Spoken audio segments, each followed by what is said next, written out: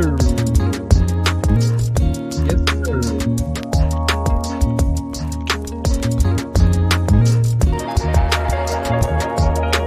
Yes, indeed.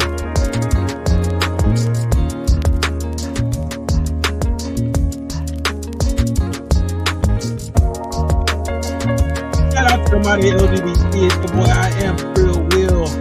Back at y'all in another video. Hey, hey.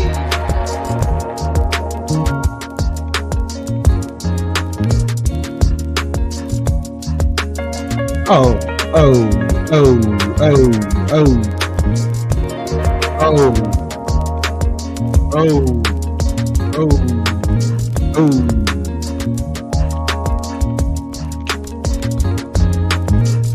What up with it though?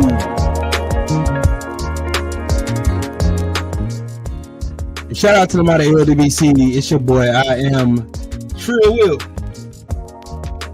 Trying to figure out what the world. Hold on, dog.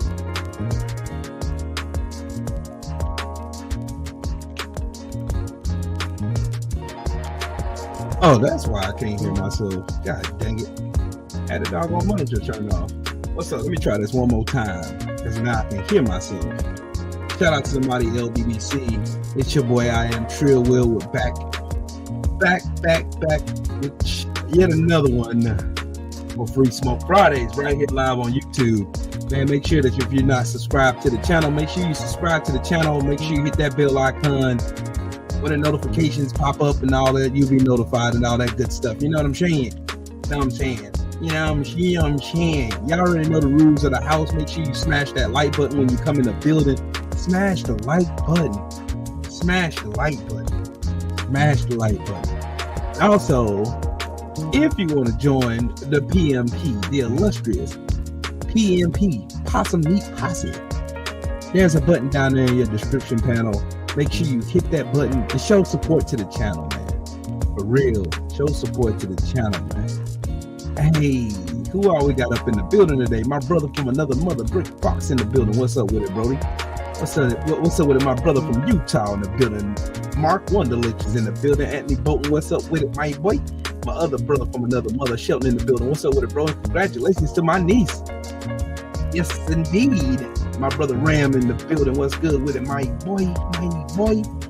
Mahari Nation Sports Podcast. What's up with it, Brody? Flatboy Plays. What's up with it, family? My brother from another mother, a condo in the mother freaking building. You feel me? Apple LD. What's up with it, my boy? What's good, Brody? Let's see who else we got. Cameron Hitch. What's up with it, man? What's good, man? Mark Nash. What's up with it, fam? Yeah.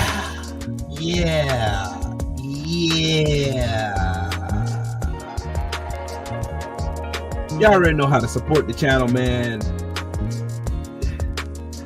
Hey, what's up with it? Hey, Tay, hop on, bro. Hop on, bro. I need to come. God, this has been a rough week for me, man. My damn dog got mauled by a pit bull and shit.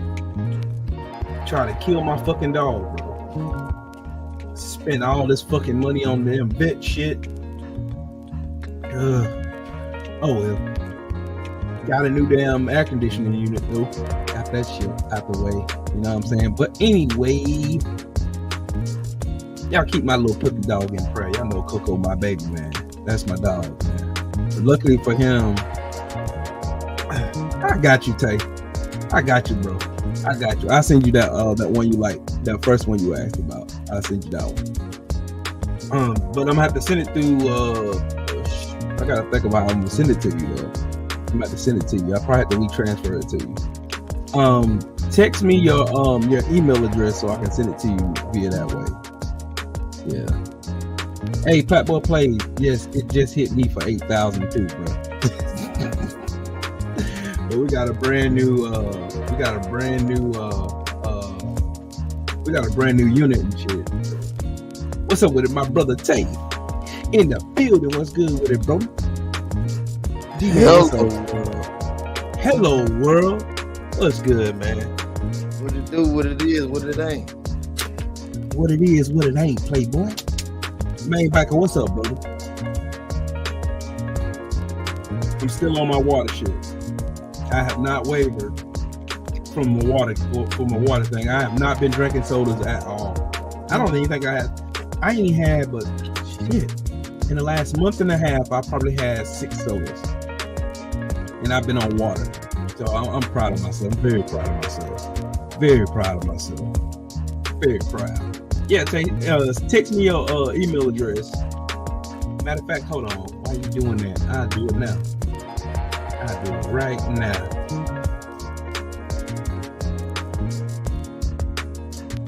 Yeah, man, you already know what's going on, man. Yeah, we finna talk some fossil in a minute since I get this squared away. Yeah. I'm gonna go ahead and stream that guy from my side too. You already know. Yes, indeed. Yes, indeed. Yes, indeed. Yes, indeed. God dang it. Yes, indeed. Then through my Google account, you get one from Trillium. Yeah. Did you send me your God dang it, what did I do with my phone? Hey babe, did I leave my phone over there?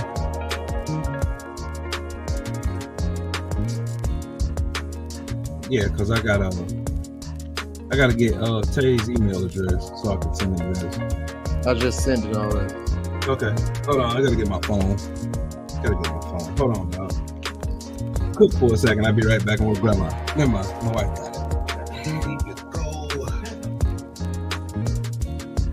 Yeah, I can send it to you.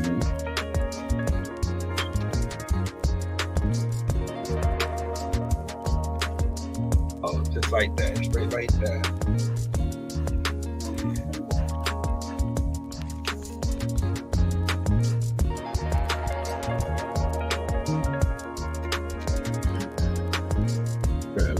Grab that file real quick. I gotta figure out which one it is. Let me figure out. I got it on here.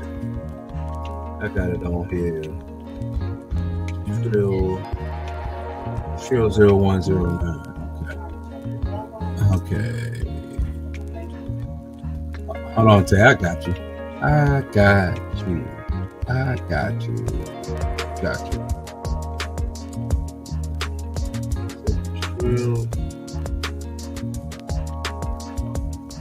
Trying to find my MP3s. I have to go and find my MP3s, dog. But anyways, let me find it. Yeah, where'd it go?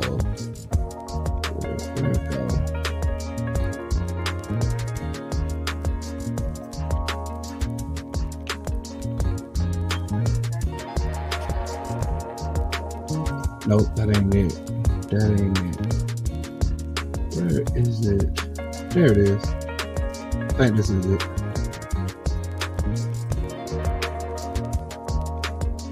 Hey, you getting an exclusive, homie.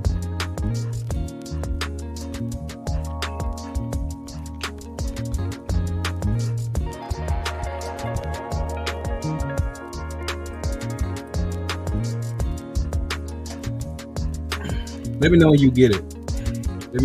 We can start cooking. Oh yeah, for sure. But yeah, I just sent it to you.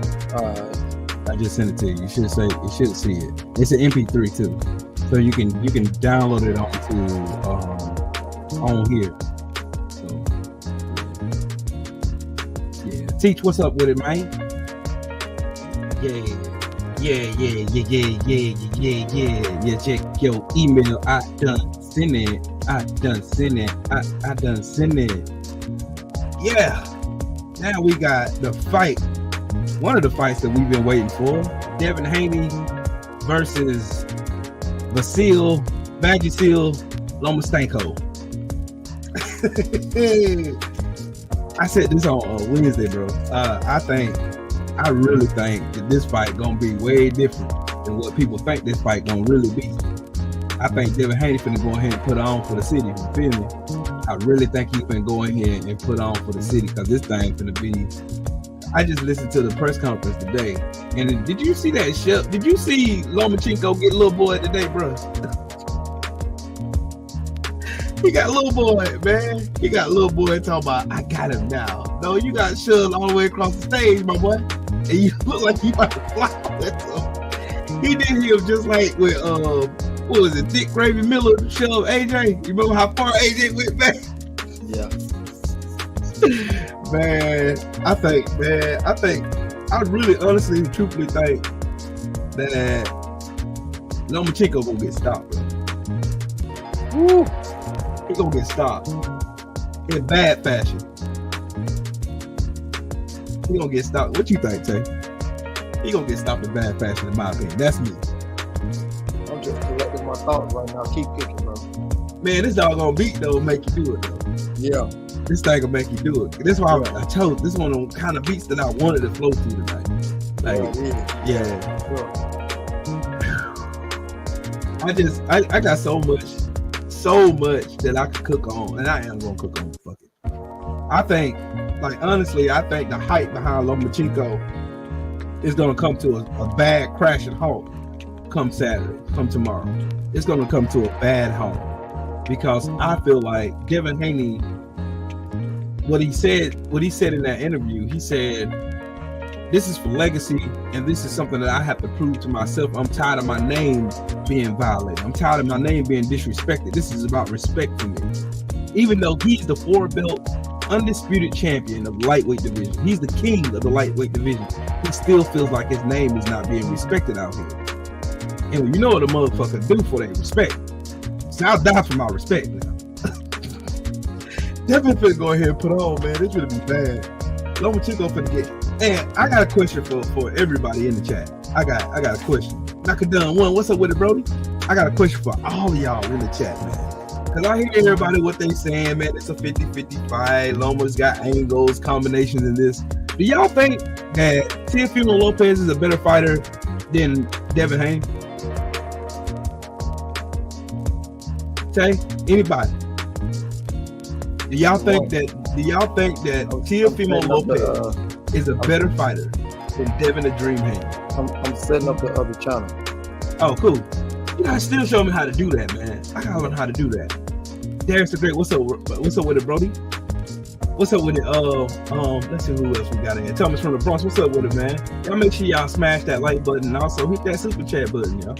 You know what I'm saying? 88 Sports Talk, what's up with it, bro? Teach, what's up with it, family? DS3, what's up, bro? Do y'all think in the chat, I should make that a poll question. Do y'all think that Teofimo Lopez, who beat in convincing fashion now, he beat him. I mean, shit. He beat him. Was good. Was good. All right, so this, you know, I got the vibe got me going.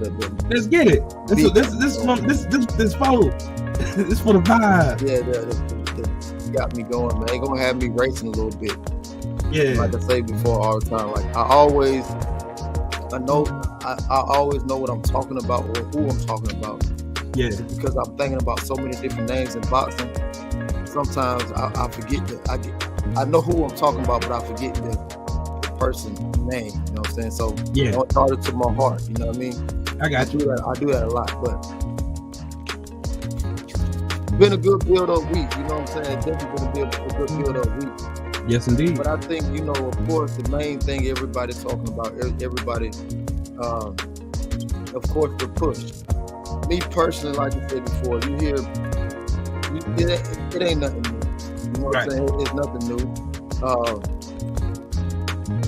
Everybody gonna have mixed emotions about it, you know, but at the same time, like I always say, like, my opinion is my opinion. You know what I'm saying? Facts. Everybody on earth is very opinionated, and that's okay. Facts. You know what I'm saying? That's okay. But I think here is you got a young, hungry lion. You know what I'm saying? You got Vasily Lomachenko, who was the older lion. You know what I mean?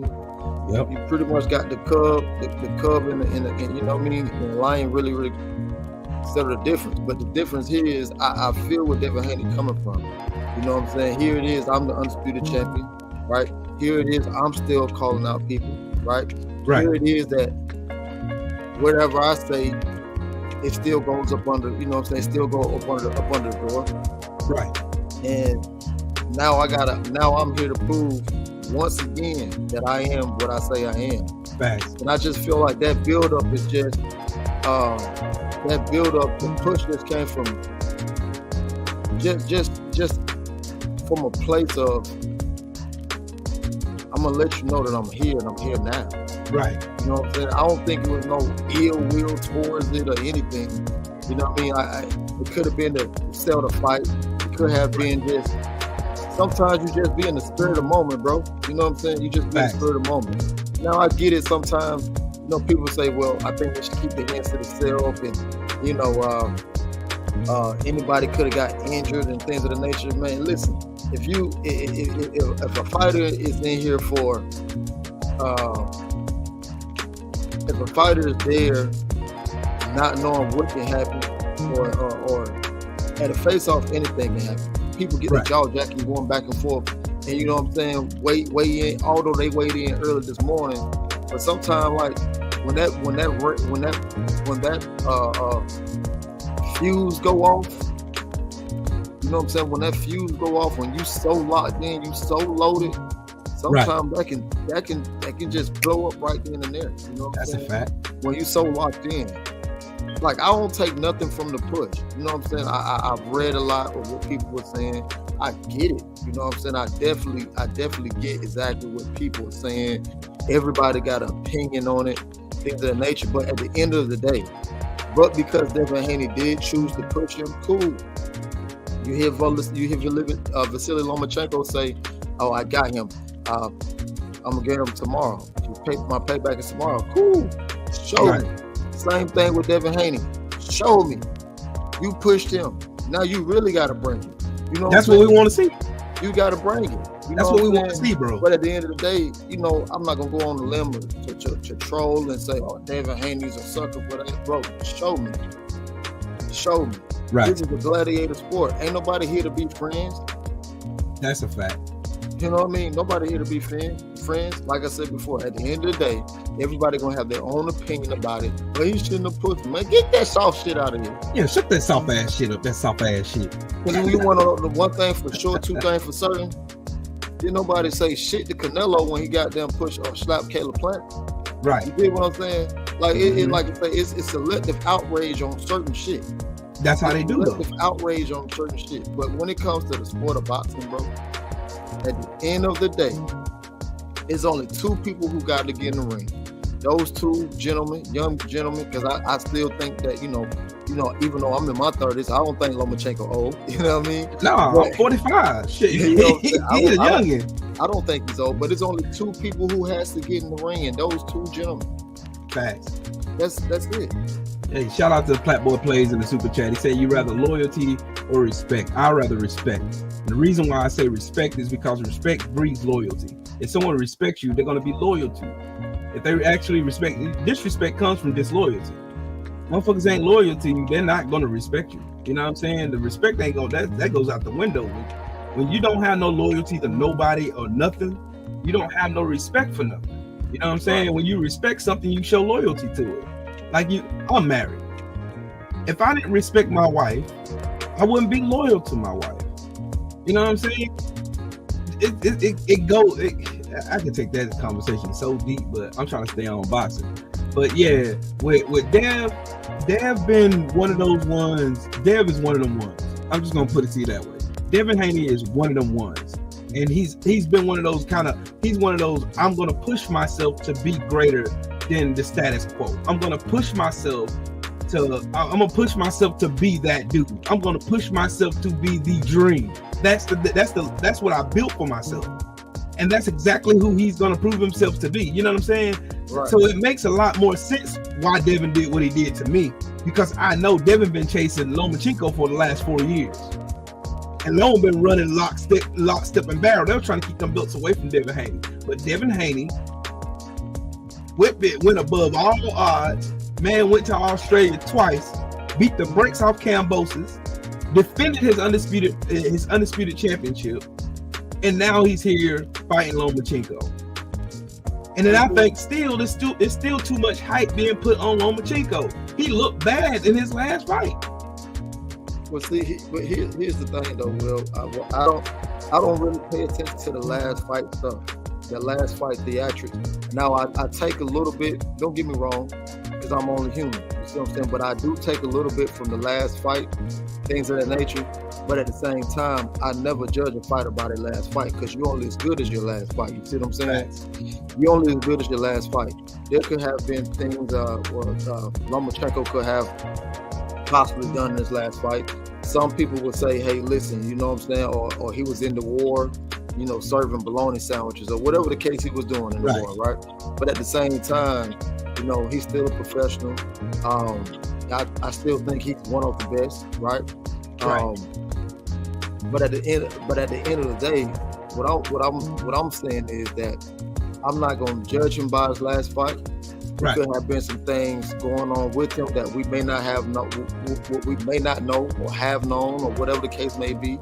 But I look at it from a course period of time. Is he the same Lomachenko that I seen at 130? Nah, I don't think so. Is he the same fighter that I saw that fought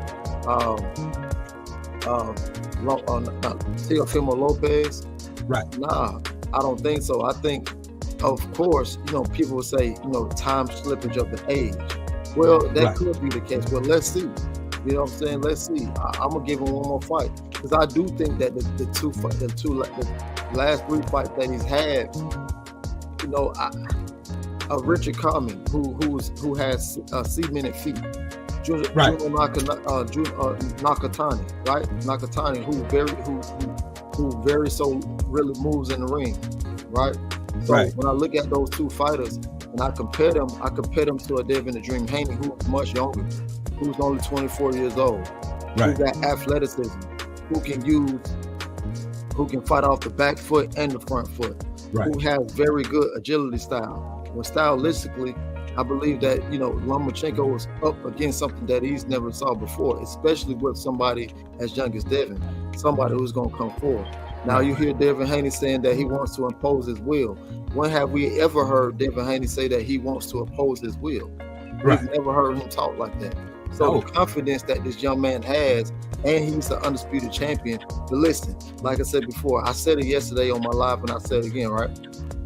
I believe that Lomachenko has more pressure than Devin Haney has. And the reason I believe that too. Because me personally, if I'm Devin Haney, right? If I'm Devin Haney, and I got to go to somebody else's backyard like I just did, I'm going to feel more pressure going to somebody else's backyard fighting for undisputed than I will in my own backyard fighting at home. Right. Because I'm going to a foreign country, foreign territory, not knowing if I'm going to get a fair shake. Right. But I know at least if I'm fighting at home, I got the crowd behind me. I'm in my city. I'm in my home state. Right. And shout out to the general in the building. Hey, general, if you want to hop on, man, the link I pinned it on the top of the chat, bro. So you want to hop on, man. That's where I'm at with it. You know what I'm saying? I feel you, man. Push, like I said before, man. This is boxing, bro. This is boxing. You know what I'm saying? Like, granted, I can't wait, man. Granted, you know, I get what people are saying. Granted, you know, anything could have happened. You know, he could have slipped and hurt his leg. Man, listen, all that soft shit. Cool, that would have been on Devin. You know what I'm saying? Right. Unfortunately, nothing happened. He's fine. It is what it is. Now, just because Devin has pushed him, guess what? Now he got to turn that shit up a little bit more. Yeah. I guarantee you, former champion coming. It's like that.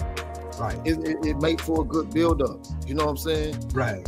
Hey, you want to know something? I hope to see the same Devin Haney that showed up in that Kambosos, the second Kambosos fight. I hope that one pops up. You know why? He was a lot more aggressive. He is a lot more. He was more educated in his punches. His punches. He planted his punches with purpose. Like, he didn't just go in there and waste no punches. He didn't go in there wasting shit. He went in there strategically beating the shit out of it. And when he landed a punch, that punch landed with some. He put some shit on that motherfucker. You feel me? Like I said before, that's because, right? That's because since the first fight with Kambosos, him going to the second fight, he grew.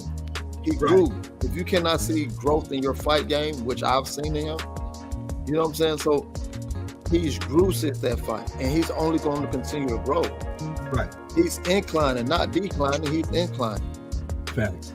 Hey, So, but salute to again, you, like I General. said before, I don't care nothing about none of that pushing and motherfuckers. Yeah, it's selling the fight. It's selling the fight. They're trying to make more of it than what it is. On the street every day. Right. They just trying to make something out of nothing, bro. Right. Oh, he pushing. That's not becoming of Devin. I just listened to the commentary and I laughed. I was like, man, your motherfuckers are retarded, man. Well, you know, I think that, you know, I think when I did hear Bradley talk, I think he was being sensible. I think Andre Ward was being sensible. You know what I'm saying? I don't think it came from anywhere from an ill will type of thing. I was talking about Joe Tessitore, to be honest with you. I wasn't talking about Dre but you see, the thing about it is, when I listen to these commentators, I gotta know who I'm listening to. Yeah. You know what I'm saying? I gotta. Some of these motherfuckers got animus. They got an animus towards Devin Haney. They're trying to paint this picture of him being some kind of thug or hoodlum or some shit like that. They're trying to sell, you know what I'm saying? Like, you see how, like, this is the under shit that people ain't really talking about that I've been peeping game on. You feel me? What I've been peeping game on is how they trying to depict like Lomachenko as some Christian warrior and Devin Haney's Muslim. You know what I'm saying? And we already know how America's trying to paint Muslims here in the United States. They try to make them like the bad guy X, and then the Christian people are the heroes when these motherfuckers it's the complete opposite. You know what I'm saying? They try to make, like, I've seen the little racial undertones and all that shit, man. Hey, Jenna, what's up with it, man? What up, y'all? Chilling, man. We in here cooking. I'm here sleepy, watching the Celtics game. Man, I ain't even watching none of that shit. I just got home from work. Yeah, man. I think it's gonna be good. I was hyped up though at the press conference. You know, I was watching the videos afterwards and looking at the comments and stuff, and everybody like, you know, oh man, I want Loma to destroy him. I want Loma to destroy him now. He disrespected Loma. Right. That's good for selling the fight. You know what I'm saying? Hell yeah. That's a good strategy. For selling the fight. You know, Loma don't seem confident to me. He's trying to act like he is, but all week he been walking around with his head down and being a little insecure and shit. You know what I mean? But I think Loma gonna come out because of that push. I think Loma gonna come out and try to establish stuff early. I think he'll try to he gonna try to show that he's not scared, and I think that's gonna be a mistake. Ooh, you just led into my next segue, bro. Like, what if he comes out like super aggressive? Like, Dev is like the master tactician when it comes to boxing. Like, this dude he lives for this shit. Like, he lives for the setup. He gonna box, man, boy. This shit gonna be ugly, bro. I just hope Dev catch him. I hope Dev just summon the spirit of Manuel Marquez just one time and man. Just get this motherfucker out the way, man. Yeah. All that. Get him up out of here. See, I think a lot of the backlash that comes from Dev is, you know, people saying that, you know, he needed to wait his opportunity. But last time I checked, right, because I remember watching the press conference the other day, and Bill asked Evis Clemens, like, hey, listen, 4 years ago we asked, you know, can we fight you guys? Because we right there, you know, we right there in the midst in the WBC. Asked, can we fight you guys? And you guys told us, you know, it's really not worthy of us to fight simply because, you know, what am I going to gain from this, things of that nature. But when I looked at, you know, he was saying that he was on Matchroom Dazzin, they was on ESPN Top Rank. Right. But shit, in that same breath, guess what? Lomachenko fought two people that was on Matchroom DAZN. He fought Luke Campbell and he also fought Corolla. Right. They both was on Matchroom. So in my head, I'm thinking like, whoa, wait a minute. Now what I don't know is what organization bodies that gave Lomachenko, okay, I'm gonna go fight Luke Campbell or I'm gonna go fight Corolla. That didn't make sense to me. But I got somebody who I know, Devin Haney, has been in the top 5 for the last 4 years in the WBC. They could have made that fight. But why wasn't it made? So it kind of make it seem to me as if, hey, he did duck that, man, because you could have went that way, you know, because at the same time, you also fought two guys who was definitely, you know, who definitely was on Matchroom DAZN, Luke Campbell and Corolla. Right. So it makes him look a certain type of way. Now I understand people saying, well, why Loma getting so much hate? Well, this is the part that I like because I think people have selective hearing.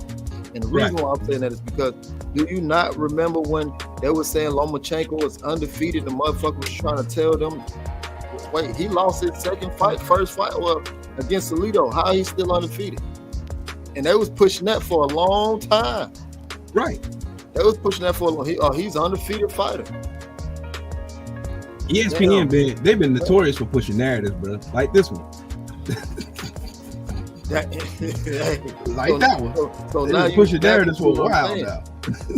It's selective hearing.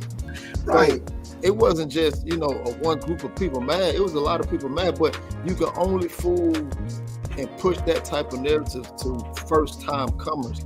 Right, the casuals. They trying to cater more to the casuals, bro. Come on, man. They trying to casual. They trying to bend the wheel to the audience. They make that audience more casual fight fans. You know what I'm saying? And I wish that I had that one segment. I forgot who he was fighting, but they had him as pound for pound #1, and they said that he was undefeated. I forget who he was fighting at the time. But when I saw it, I said, man, they trying unified, undefeated. Right. What's up with it, Sheldon? Yeah. So that's why I say, come on, man, that's what a lot of it's not really people just hate Lomachenko, right? But it's the fact that that's how they push their narratives on it. Just like you got some of these up and coming prospects over on Top Rank, right? But realistically, you got to ask yourself who they really fight. True. That's true. So when they do get up, they got prime example, Edgar Berlanga, right? They pushed him, went through the whole pandemic, knocking out everybody. Or he set the record for this, knowing damn well he haven't set the record, right? But then the first time he get dropped, and now is, he ain't shit, or he ain't do this, or he got. That's because that's how they push their narrative on people. Then you expect for people to respect some of the fighters. Right. Nah, I agree 100% with that, man. Nah. But I think what it's gonna be, I think what it's gonna come. I think a lot of stuff that Devin Haney said in that press conference really exposed how much he's been really watching Lomachenko. It really exposed it. Just look. What really made me raise my eyebrow, like man, this kid is really watching this man. He's really watching him. He really got his eye. He said, man, Loma's a dirty fighter. Dirty fighter. Ain't too many people saying that about Lomachenko. All I really heard about Lomachenko was the angles, the footwork, the matrix, and all that shit. Mm-hmm. I never really heard about the tactics he used when he's fighting in the clinch, punching, rabbit punching behind the head and all that. I didn't really pay that no mind until it showed me that Devin is really, really focused. He's really laser in focused on this fight. And I think I'll be cognizant to say that he may be a little bit more focused than he was when he fought Kambosos about this one, because this fight means more to Dev than that undisputed fight with Kambosos. He wanted it to be Lomachenko. He needed it to be Lomachenko. That was going to cement his legacy in the sport of boxing, but he gets to make up time for it now. And that takes me back to what you said earlier about that push. That push right there was a push for his legacy. That push was a push for him.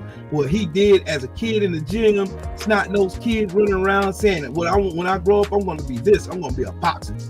And he goes and steps into that ring, and this kid is amazing, man. I get more and more respect for Dev the more I watch him, the more I listen to him, the more I hear the mannerisms. And then on top of that, the narratives that people create after him. I've seen videos today while I was at work. I've seen videos of people saying Dev got beat one time already. Who he lose to? Like they trying to push all kind of narrative, all the coons and Sambos coming out with their tap shoes, shining them some bitches up. They over here buck dancing till their feet fall off. They don't care about book dancing. That lets me know just how important Devin Haney is to this sport. And he's gonna be the next up. He's gonna be the next up when all the OGs get ready to check up out of here, like the Errol Spencers and the Charlos and all them. When they get ready to check, when Wilder checks up out of here, they're gonna be the one to carry the torch going in the future. But I seen, you know what I'm saying? I seen so much from Dev. Dev said so much without saying a lot at all. Yeah, he did said so much. Yeah, he did, and I'm glad you said that, because one of the things that I talked about last night on my live was the fact that Dev, you know, when they told each other what's their favorite fight of watching each other, and I think Lomachenko said his was the what's the southpaw name? I forget his name. Diaz.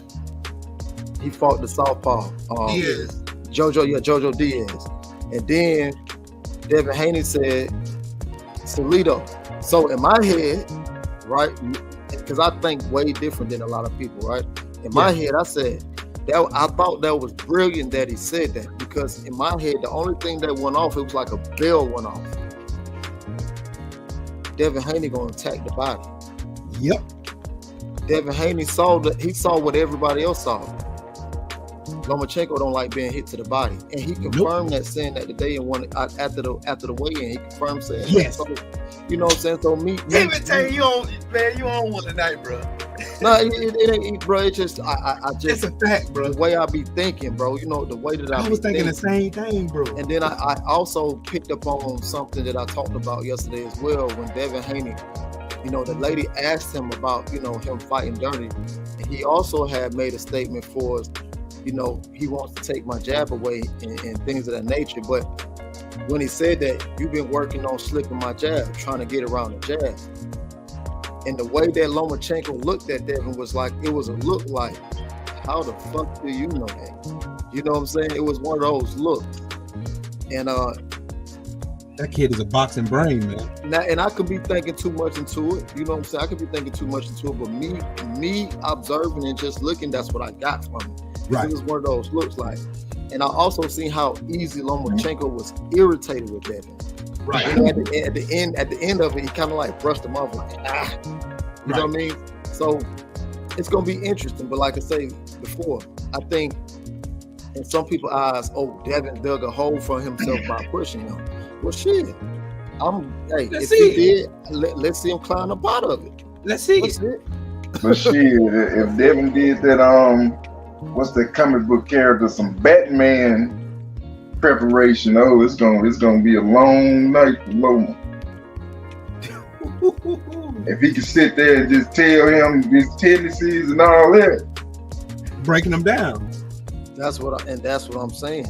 But at the end of the day, like I said before, I never heard Devin say, "I'm going to impose my will."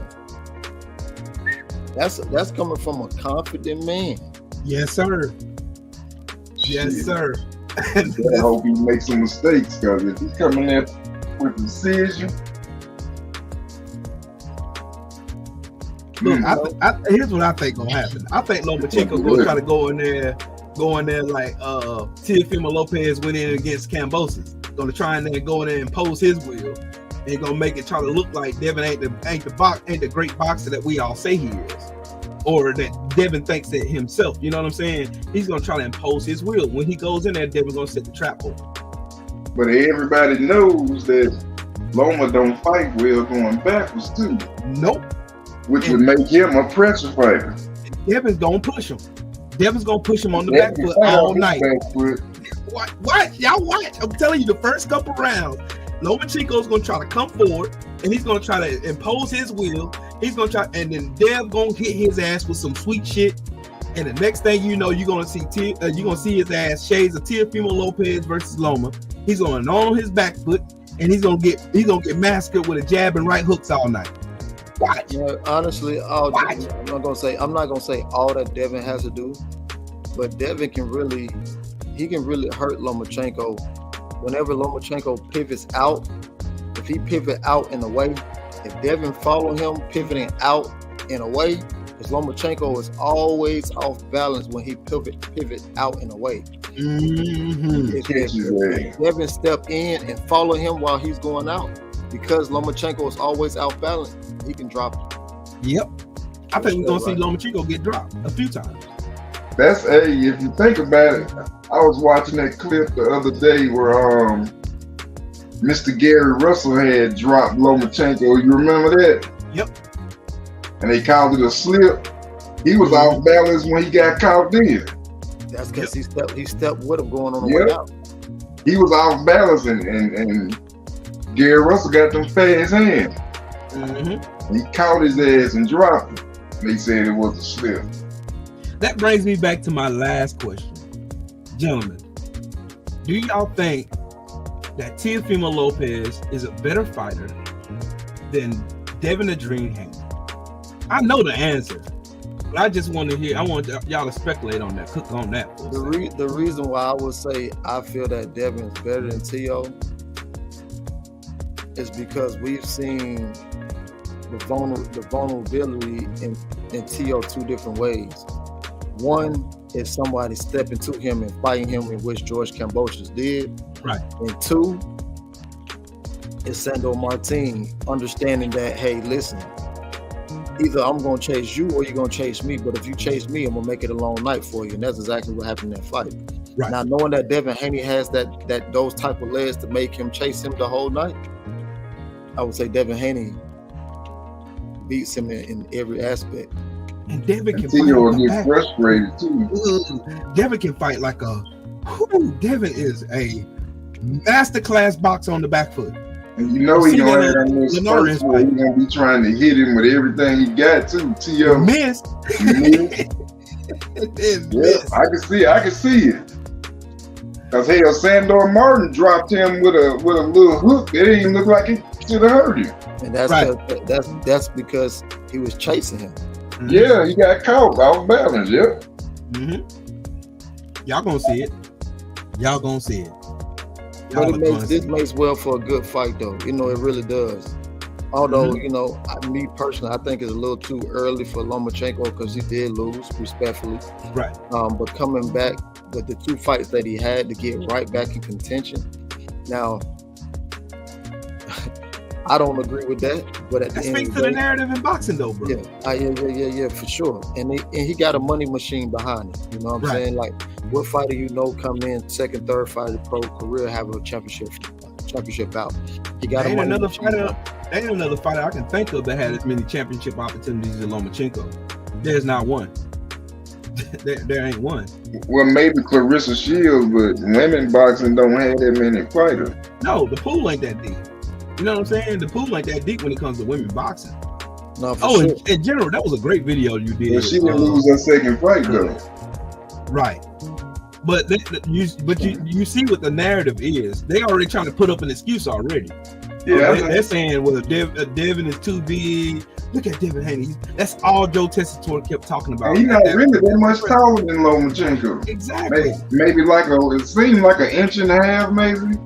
Yeah, I'll give him about 2.5 inches. I give him about 2.5. It wasn't as a big height difference as they picture it. You know, when you finally get them, you know, standing right next to each other. You said a height difference, right? It is, but it's not as big as they, making it look. They trying to make it look like Dev is like 6'5" and Lomachenko's like 5'4". You gotta see. I've seen Dev in person. You know what I'm saying? And I'm about 5'8.5". You know what I'm saying? Pushing 5'9". Dev like 2-3 inches taller than me. Are you for real? Was he bending down then? No. He was standing straight in, and like the picture I got behind me is the one I thought it was Lomachenko. About 5'6", 5'7". So Lomachenko shorter than me. Yeah. But that ain't Dev's fault. Camera angles, anything, because it didn't look like it was that much a difference to me. Right, that ain't Dev's fault though. You know what I mean? That's not Dev's fault. Lomachenko outweighed him a little bit. So. Right. That ain't Dev's fault. They trying to make this. Well, Lomachenko short, like I said, he's short stature, so a lot of weight. The thing now, Devin distributes his weight a lot better than Lomachenko. Lomachenko look pudgy today to me. I know he got a hell of a reach advantage though. You're damn straight, and that jab gonna be there. Well, see, I don't think the jab gonna be. It's gonna be in the face. Don't get me wrong. Yeah. But I think what Devin Haney planning to do is use that jab more to the midsection. Yeah, he gonna pop shot the shit out his ass. Loma southpaw, right? So they jab to the body. Kind of take the jab a little bit from up top. What are you saying, General? I'm sorry. Yeah, that's what I agree with Tay. He's gonna be jabbing to the body, keep lining his ass up too. He's gonna line his ass up. He's gonna make him walk into some shit. Jabbing, putting that stick in the body. I told you, he gonna set him up, bro. Then catch his ass with a right.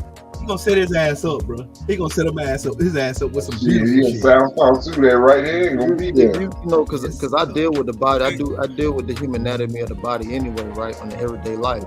But when I look at Lomachenko, even observing him, and I think Joe Chisator, somebody said it.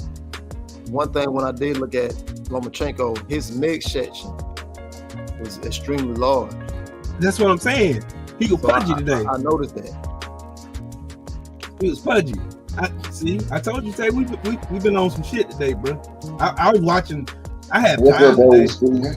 I had time today, man. I was really analyzing this whole presser because I wanted to see. Because you remember when Errol Spence and Udanis Ugas did that presser, and how Errol Spence just looked like he was super confident on what he was planning on doing. I got that same vibe off Devin Haney. That Black Air Force energy. I got that from Devin Haney today. I really got that from him today. And with that being said, I think Devin Haney is going to set him up with something beautiful. Attacking the body with that beautiful jab, moving in and out, getting out the way, making Lomachenko fight on that back foot. I can't wait to watch it. Lomachenko also fights in spurts too. You know what I'm saying? Right. Mm-hmm. Fights in spurts. I think Lomachenko got to be very careful, you know, because the thing about it, even though he got pushed, and I hear you guys saying that he's gonna come out and do that, things of that nature, he still got to be very wary, right? And the reason why I'm saying he still got to be very wary is because we've seen Lomachenko start late, right? And I think that Lomachenko best rounds, you go back and look at all his fights, his best rounds are always the end of the fight, 9, 10, 11, 12. He turns up into a different level. I've said that all week. He turns into a different level. But with that being said, because he got pushed, I think people want to, you know, I'm not going to say overanalyze, but say he does come out quick, right? He has to have enough gas, because I know this guy over here, Devin Haney, has a lot of gas, right? Lomachenko has to be careful not to get too caught up in what happened today, so he can perform how he performs at the end of that 9 to 12. But here's the thing to it. Because of the height and reach advantage, Lomachenko is not only going to have to press the gas, he's also going to have to work very hard to even get in. And when he gets in, he's going to have to even work even harder. Right. So that gas tank, you still want that gas tank in those 9, 10, 11, 12 rounds. And if it's not there, you know what it is about them body shots. Them body shots sap that gas tank, pull them dry. Right. So that's the plan. But, bro, Pat Boy plays in the super chat. Salute to you, bro. He said Haney and Big Charlo best jabs in boxing. I agree with that.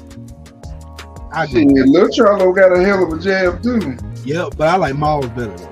Maul, the jab fist he put on against Deverenchenko was just amazing. Errol Spence got a good jab. Errol Spence is a mugger though. Errol Spence is coming straight in your chest the whole fight, and he's gonna watch. Hey, he's gonna. man. All right, I know you watching that game. I know that game is intense right now. I'm looking at the score. Jimmy Butler out here molesting these boys again, bro. Damn, Jimmy Bucket's out here showing out, bro.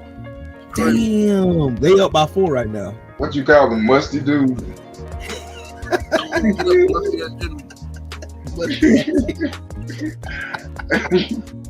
Shout out to the general, man. I know he watching that damn game. That game is intense right now. Yeah, Jimmy Bucket's been playing though. Yeah, Jimmy Buckets ain't playing no games with nobody. So he won a chip, damn it. Man, yeah, they trying to play for that Eastern Conference Final. Yeah, Lakers got their ass, man. They down 0-2 right now. It was a close game again, but yeah. Damn, playoff. They got a trending right now. Playoff Jimmy right now. They blowing in the last quarter. Yes, sir. He in here playing. You hear me? He in here playing. He ain't playing with these boys. Goddamn, AD need to put on some weight, man, or something. Right. He just He just calls to get hurt all the Yeah, damn. that boy too damn skinny to be trying to bang. You want to shoot threes, man. You supposed to be under the damn basket. It's 107-103 with 31 seconds left. God dang, bro. Well, that ain't impossible. Dang, man. But he say this means Devin is gonna have to get in KO. No. See, I want people to stop with that. I want y'all to stop with that. I just want to fight. Just They said the same thing when he went to. They said the same thing, Tay, when he went to Australia. He gonna get robbed on the cars. He gonna get this. No, Devin's gonna go ahead and show you why he's great. I got full confidence in Devin Haney. I do. He made me a believer, but he solidified that by going to Australia with all odds against him and putting on a freaking boxing clinic, not once but twice. Once to win the undisputed championship, second the defender undisputed championship belt. And I get what Stallion is saying though, because at the end of the day, even Thomas just said the refs are terrible, and you got to take that into consideration. Yeah, well they put in a new referee, cool, but it ain't to me it ain't about the ref. Now Tony Weeks, he just did a terrible job. I think that was one of his. I think that was the most noticeable fight that he's ever. I go to judges right there. I think it was. I'm legally blind. I think it was he shouldn't have done that, right? Right. And other than that, I ain't never had a problem with Tony Weeks because I do feel he's one of the best referees right now. You know what I'm saying? But a lot of people got beef with him though, man. But a guy like Tim Cheatham, Dave Moretti, Sutherland, those guys like that, those are the guys you got to worry about because those are the same guys. When you go back and look at the second round of Gervonta Tank Davis fight, those same guys gave the man a 10-10 round. And knocked him on his ass. Gave it a 10-9 round. Right. So I'm looking at stuff like that. You know what I mean? I feel that. I feel that. That's what I'm looking at. I feel that. I mean? But then all the handwriting looking kind of similar. Right. Cough. Now, if me personally, what I would like to see, I'd like to see everybody do their scorecards. You know what I'm saying? Right. And post it right after that round. You know what I mean? Don't wait till 8th, 9th round. So, I got him up 1 or 2 rounds. Nah, hell no. Post your shit. They do that shit in Texas, don't they? Open score. Yeah. Oh, I'm gonna be watching. Oh, we all gonna be watching. And then at the same time, I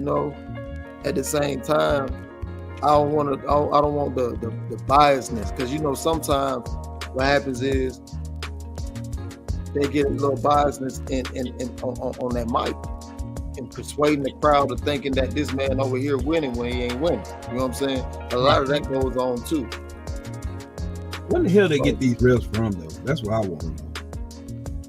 Hey, I got a question. Not a bad ref. I ain't truthfully like when he just refereed the Kendall Sins and Bartar Akhmadiev fight.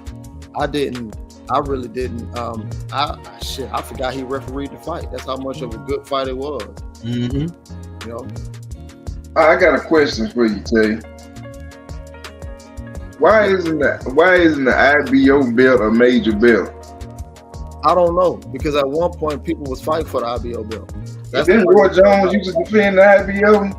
Yeah, some people. Yeah. I know. The latest person I know who had the IBF and was flowing it was Joshua. But ever since, I don't know why it's not a major belt no more or what happened. But I know people were saying, "Oh, we fighting for the IBO." You know what I'm saying? But maybe it's just a heavyweight thing because I remember when Roy Jones and all those guys had it. Yeah. IBO titles and stuff. So Miami won. Just so y'all know. Is that an American base? That I don't know either. I don't know Which that one? either. The IBO. I had to look that up. Yeah, American base. IBO is. Well, the WBC ain't American based. Yeah, it's Mexican. Yeah. No, let me look. Matter of fact, that's a good question, Sheldon. Who's the IBO based out of? But man, and I sure remember Roy Jones getting that belt. I do too. And it was, something. You know what I'm saying? I know for sure. Right. Hell, they rules might be better than all these other ones. Yeah, I know Usyk got the IBO. Yeah, Usyk got the IBO right now. Yeah, they might be the cleanest damn organization. And I think Cool Boy got an IBO if I ain't mistaken. Yep. Cool Boy still. Yeah. Yep, the IBO is a US-based corporation that sanctions professional boxing. Let's see, they were enacted in 1988 and incorporated in 1992 by John Dodano. It later moved to Florida in 1997, incorporated in Florida at the time. Ed Levine, who continues to serve as the president of the IBO. I don't understand why the IBO doesn't have enough prowess, because the WBC is corrupt, the WBA is corrupt. I haven't heard too much about the IBF being corrupt. No, that's what I was going to say. Out of all four sanctioning bodies, the one you hear the least of is the IBF. WBA, they take bribes. The WBC is just we for Mexican belt. You might as well call that the WMC belt. Then the WBO is what Bob orders, pretty much. Like, I mean, it's goofy. Just as well as people say, the WBA is the Al Hammond belt. So you know what I mean, like, right? People got their own perspectives on that. You know what I mean? So I don't really buy into all that. But I don't know why the IBO is not a major belt though. It should be, because you don't really hear none of that BS coming out of the IBO anyway. Boats and hoes. Yeah, what's happening? Hey, salute to everybody over there on Tanky's channel, man. Salute to everybody in the chat, man. We in here cooking. It's some good old boxing talk. You feel me? Yeah, 10-10 already, goofy ass. That's what I don't understand. Where do they get these fucking judges from, man? I don't understand. That's the thing that I've been, that's the thing I've been. I was vocal about earlier this week. I dropped a video on that. You know what I'm saying? Right. I don't really think it's more the referee. I get it, but I do feel like all eyes is gonna be on that particular situation, especially dealing with the judges and for referees because of what we saw or witnessed last week. You know what I'm saying? So right. I do believe that people are gonna be focused in and locked in on that as well. But at the end of the day, I do feel Harvey Dock does a decent job. I do feel that Harvey Dock can do his job. I've seen him perform in, championship fights and things of that nature. Yeah. But it ain't, for me, it's never been the referee. It's been the judges, especially when it's always the judges for me. This, and even I don't know, guys. Some of them refs did some questionable stuff too. Yeah, for sure. But look. Even, and the reason why I say a lot of people locked in on the refs, because at the same time, when you look at what's his name? When you look at who was it? The fight that happened before the Rollers fight, which was the what's his name? Barthélemy and the Warriors fight, right? Yeah. I'm gonna be honest with you. I only seen Barthélemy win about 3-4 rounds, bro. I said the same thing. I said the same. My wife is right here. She'll tell you. I feel like Barthélemy got a gift in that fight. And I'm looking like, wait a minute, like he ain't do shit. Like, come on, man. Like, man. It's tough, bro. It's really tough, man. That boy plays again in that super chat. Salute to you, man. We need new judges and congressmen. That is a fact. That's a fucking fact. Hey, maybe they can switch roles. Man, shit. Let the refs be congressmen and the congressmen be the refs. Shit, I feel like they can do a better fucking job. Shit. Or the judges or whatever. It's a lot of things that gonna play into this fight. But we, like, at the end of the day, man, we can speculate, talk about the fight, how much we want to see. Even T say Warriors won that fight. Yep. You know what I'm saying? Like, I know, bro, I say some off the wall stuff sometime, and that's because I think different. You know what I mean? And I'm okay with that. But, bro, I know I ain't stupid either. Facts. You know what I ain't dumb. Barthélemy was throwing one punch at a time for several rounds. Come on, man. And he was backed up the whole fight. Exactly. Warriors was putting them paws and tips all on his ass. He's over here throwing one jab and then backing up. Get the fuck out of here, bro. Get out of here, bro. When I interpret different things, man, it's just like, I don't know, man. I just be having a different outlook on things. But like I said before, we can interpret all we want about what we think and how the fight play out. but we don't really know until the fight actually happens. Till they ring that bell. Till they ring that bell. That's the great part about it. You know what I'm saying? That's the great part about it. Right. Yeah, because David could just walk out there and do like Jimmy Thunder did Crawford the Terminator Grizzly. Oh yeah. Do you remember that fight? That fight was a long time ago. Yeah, it was back in like like 96. bro. For me, bro, I can't say this is a 50-50 fight. I can't say that. I don't say that. You know what I'm saying? I'm just saying, anything can happen, you know. Anything can happen. Can Lomachenko beat Devin Haney? Absolutely he can. Yeah, anything can happen. It's boxing. Absolutely he can. Right. You know what I'm saying? So it's like, I just don't see it from what I've been watching, from what I've been studying. I just don't see a 50-50. I just don't see Devin Haney losing this fight. I don't either. I don't either. I got it about 70-30. That's about where I have. I have a 75-25, but that's me. Yeah, I'm about to you know why? It's a lot of factors for me. It's a lot. Because I watch.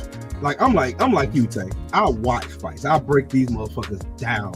I'm over there watching. Like, move, stick. And then ain't 2 out of 3 of the fuckboy 3 judging this fight? Yep. Weisfeld and who else? Moretti. Moretti. No, Weisfeld not on it. It's Sutherland, Moretti, and Tim Cheatham. Yeah. Oh, damn cheap there. Oh, I don't like that name. Cheatham. Hey, Black Boy plays. I don't need to see that. It's in his blood, though. I really don't see that shit happening. I Man. really don't. I mean, a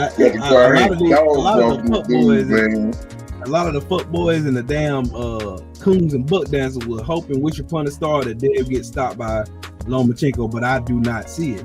It's just simply because of fucking. It's just fucking facts and genetics. It's just. But just look at it this way: if you hate him cause he a brother, he American. Thank you. Come on, where your patriotism at? Come on. Ain't none of these motherfuckers real patriots, bro. Yeah, I've been seeing a lot of that too. You know what I'm saying? I'm sitting here and act like I haven't been seeing. I have. You know what I'm saying? But again, you know, and that's why I do give the, you know, even though I give the Latino community shit, you know what I'm saying? But at the same time, bro, listen, there's been people, you know, even guys that I follow a car with, and I know for a fact they don't even know who the fuck he is, but guess what? They cheering. They cheering and supporting. You see what I'm saying? Right. So we have our own U.S. you know champions, and we'll go hop on the other side. You know what I'm saying? Right. Motherfuckers actually think like, damn, this a melting pot, man. Shit. But when you actually sit down and talk to these fighters, they are the way they are because, of course, like they're like, damn, like. Granted, I know I'm getting a chunk of money, but here it is. Putting your life on the line. I'm putting my life on the line for your entertainment.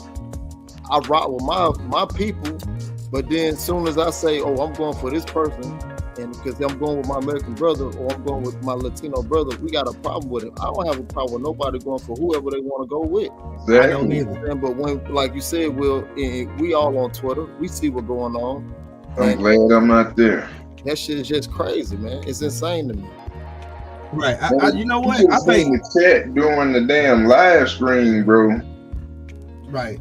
It was like, wow. Bro, I tell you what. I think a lot of them be Mexican dudes in there talking shit. I'm talking about it's Devin Haney and Loma. It's not even a Mexican fighting. It's they don't give a fuck. Ukraine versus America. I actually, you know what it say, hide screen. I hide the hell out of it quick. Mm-hmm. Get them the fuck out my sight. Boy. I be sliding that shit over quick. Slide. I'm not watching that shit. Right. Bro, it's just amazing. No, it don't amaze me no more because I know these motherfuckers. It don't even amaze me, man. It's just, no, this shit is pathetic to me. It's toxic, bro. It's pathetic and it's sad. Damn, man, y'all show they do that shit to Deontay too. Yep. Like y'all say y'all don't like it, man. You hate the man. Why are you there watching?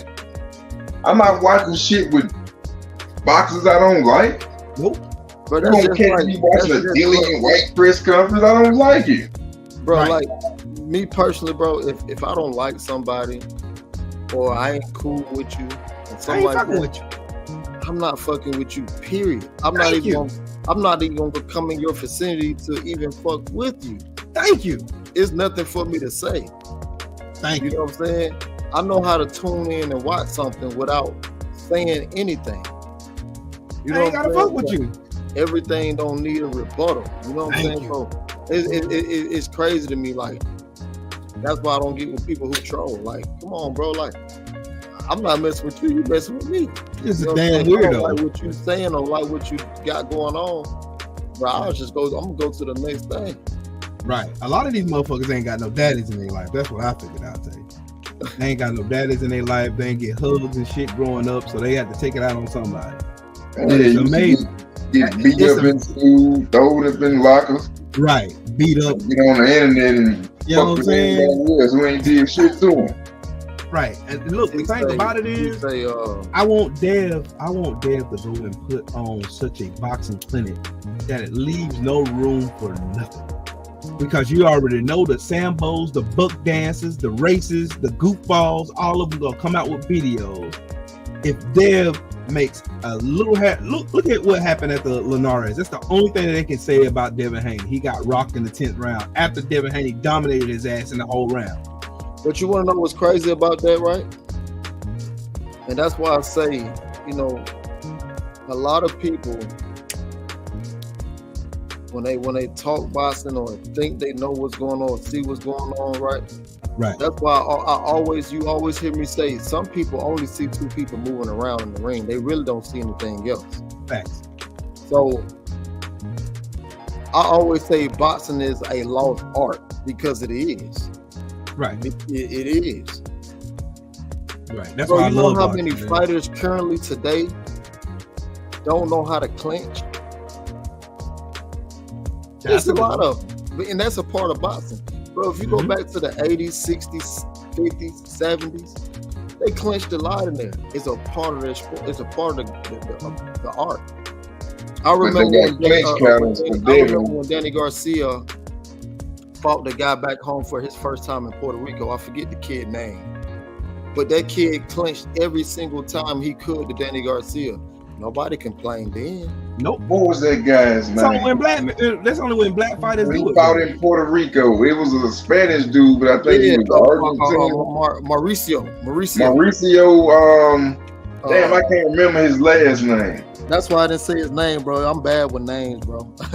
He was actually kind of decent. I think he really beat Danny in that fight. I thought he beat Danny too.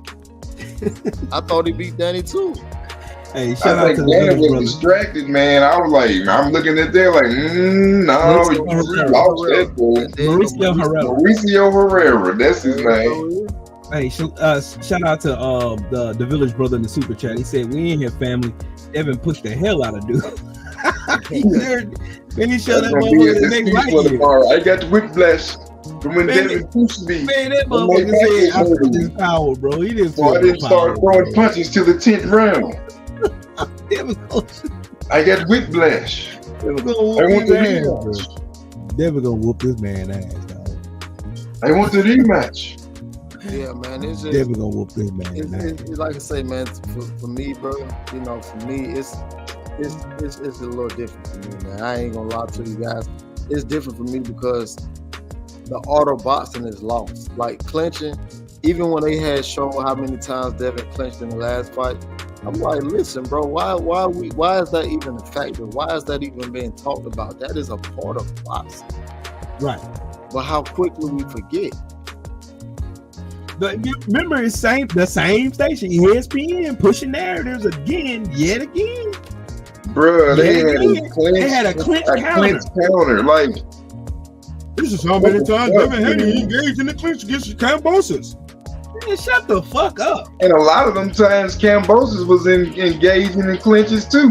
Exactly, because he was he kept trying to come in. We coming in, Devin catching him and timing him every time he tried to lunge in. Oh shit, I'm gonna grab you so you can't hit me. Yep. And we gonna reset. Yep. Hey, how much shit, you want to bet? That's what it's for. How much you want to bet Lomachenko will come in there with that Pacquiao excuse? Something with that, my yeah, he gonna lie. Something was broke or injured on him when he get his ass whooped. But he got pushed. He pushed me hard. I was hurting all night. I thought you felt his power though. That's what I'm gonna say. That's what you said. Yeah, I screen recorded that. I screen recorded that shit. Let's do this though. Let's do this. Let's do the what ifs. Let's talk about what ifs. Let's get it. Let's talk about it. What if Devin Haney loses? What if? He still got room to grow. That still doesn't change. Run that shit back and get it back. Run it back. That's the thing. See, the road is real short for Lomachenko. Real short. Right. That's why I agree with what you said earlier when you said Lomachenko got a lot more pressure on him than Devin Haney does. Right. Devin Haney does. Devin Haney's young. Yeah, he's 24. He's young. Okay. He's a kid.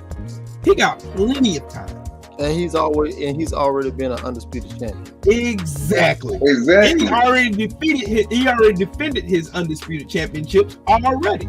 And how many times did he defend the WBC? About 5 times before then? Yep. And he's definitely going to the Hall of Fame. Yeah. So what has Devin Haney lost if he loses to Lomachenko? Nothing. And he's still young in his career. Exactly. All the trolls and sambos and buck dancers are going to be on making thousands of videos talking about how Lomachenko beat Devin Haney. That's what they're going to do. I got a feeling this might be his last fight at 135. Yep, I hope it is. Honestly, I want Dale to move up. To be real with you. So let's do this. What if Lomachenko loses? It's the end of the road. Like I said, it's the end of the road for him, man. You might need to put it on. It's the end of the road. For me, it's a little different because I feel like 135 is I think that may be a little too big for Lomachenko. You know what I'm saying? Yeah, he had some decent fights up there. Don't get me wrong, he had some decent fights up there. But I just feel like we haven't seen the performances that everybody was drooling about at the 135 weight limit, right? But I feel as if he do lose, he can go down to 130. He still got some problems down there because you still got Albert Prince Bell and you still got O'Shaquie Foster. Right. I like O'Shaquie Foster, bro. That kid is special. Me too. But I think, O'Shaquie Foster has always been a sleeper. I think Albert Bell has always been a sleeper. Hey, shout out to my man, Boats and Hoes in the super chat. Said brothers don't want to throw the chat out. Man, go ahead, man. Go ahead. Yeah, man. I feel like Lomachenko. I really the road is short for him. I'm gonna go ahead. I'm gonna stand on my square. I'm gonna say I said what I said. But I feel like the road gonna be short. The road is short because of his age. Because of his age, and number two, like looking at his fights from the time he fought, we can go back to Orlando Salido all the way up until now. No. He's not the same fighter. He's not. But okay, that's a good point. But so, if he ain't the same fighter, where did it break off at? It broke off after he lost to. I really feel like when he lost to Teofimo Lopez, that really was the shell shocker for him. Now watch this. What weight class that was? That was 130. All right, so he at that 135. Who already fought at 135? He fought Makatani. Mm-hmm. He fought Richard Comey. Yep. Teofimo Lopez. I think somebody else that I'm missing. I forget somebody else. I'm forgetting somebody. Maybe it's somebody else. Maybe it's not. I can't remember. Right. But now he's fighting a Devin the Dream Haney. So within those 3 fights, you say Ortiz. Who? Ortiz. Jermaine Ortiz. There you go. Jermaine Ortiz. Jermaine Ortiz kind of remind me. Come on, bro. I'm not gonna say he remind me of what's his name, Devin, but they got some similarities, just a tad bit, right? Pedraza, right? He fought Luke Campbell, right? But when I say those names, how do Devin Haney match up against those names? Well, we seen what he did against Linares. I feel like Devin will beat a Luke Campbell. I feel like Devin will beat a Pedraza. Now, I think out of all those fights, the hardest fight for those names that I just named would be a Fridayze fight. People don't give Tank credit for that fight. Right. But the sniper, as I know him as a sniper, when I seen him fight live and in person in 2015, I like that motherfucker, man. Oh, he can go. Yeah, I like He ain't no light touch. But does Lomachenko does he go back down to quickly become a champion? Because I believe that he can. Yeah, I believe that too. If he loses. I believe that too. I believe that O'Shaquie Foster would put flip-flops on his ass. I think that too. But he still can go down and look. But O'Shaquie Foster only got one belt. Yeah, that's true. It's other belts he can go get down there. And I'm quite sure. But that's a lot. That's some good eating down there at 130 now. Yeah, for sure. I'm down not knocking that. I'm not knocking that at all. You know what I'm saying? You still got Navarrete's, you still got Oscar Valdez's and all them big old guys down there. Oscar You know what I'm saying? I get it. But I'm just saying, I can't write Loma. Even if he do lose, I can't write him off just because he lost to Devin. You see what I'm Hey, saying? he could rematch Gary Russell. Right. Gary Russell will put flip-flops all on his ass. I'm sorry, Mr. Gary Russell will put flip-flops on his ass. Cause hell, I thought he beat him the first time. Now T say he can beat Navarrete. Hey, I ain't gonna lie, that's a tough fight for Loma though. Right. Navarrete. Ain't gonna be no cakewalk now. Because you got two fighters that throw punches from weird fucking angles. Right. Navarrete, his style, bro. His style scares me. Hey, Boat Right, I'm waiting for you. Said Loma would go to UK for a Joe Cadena fight. He can do that as well. Yeah, he can do that as well. But I still say the road short for him. I think Devin got a whole lot more road to travel than Loma. Oh yeah, for sure. That's what I'm saying. That's what I'm saying. But he still got it's on my channel, bro. It's clicked on top of the chat. But it's again, What about him and Monster at a catchweight? Yeah. Hey. That's possible. I forgot about that too. You know what I'm saying? Cool boy. That's still a good fight. Man, I think Cool Boy put hands on him at a catchweight. I think Cool Boy would style all on his ass. Man, dog. It's gonna go to distance. Yeah. Cool Boy gonna put the pause. He gonna put the big on his ass. Hey, look, I be sensitive about my guy. Hey, look.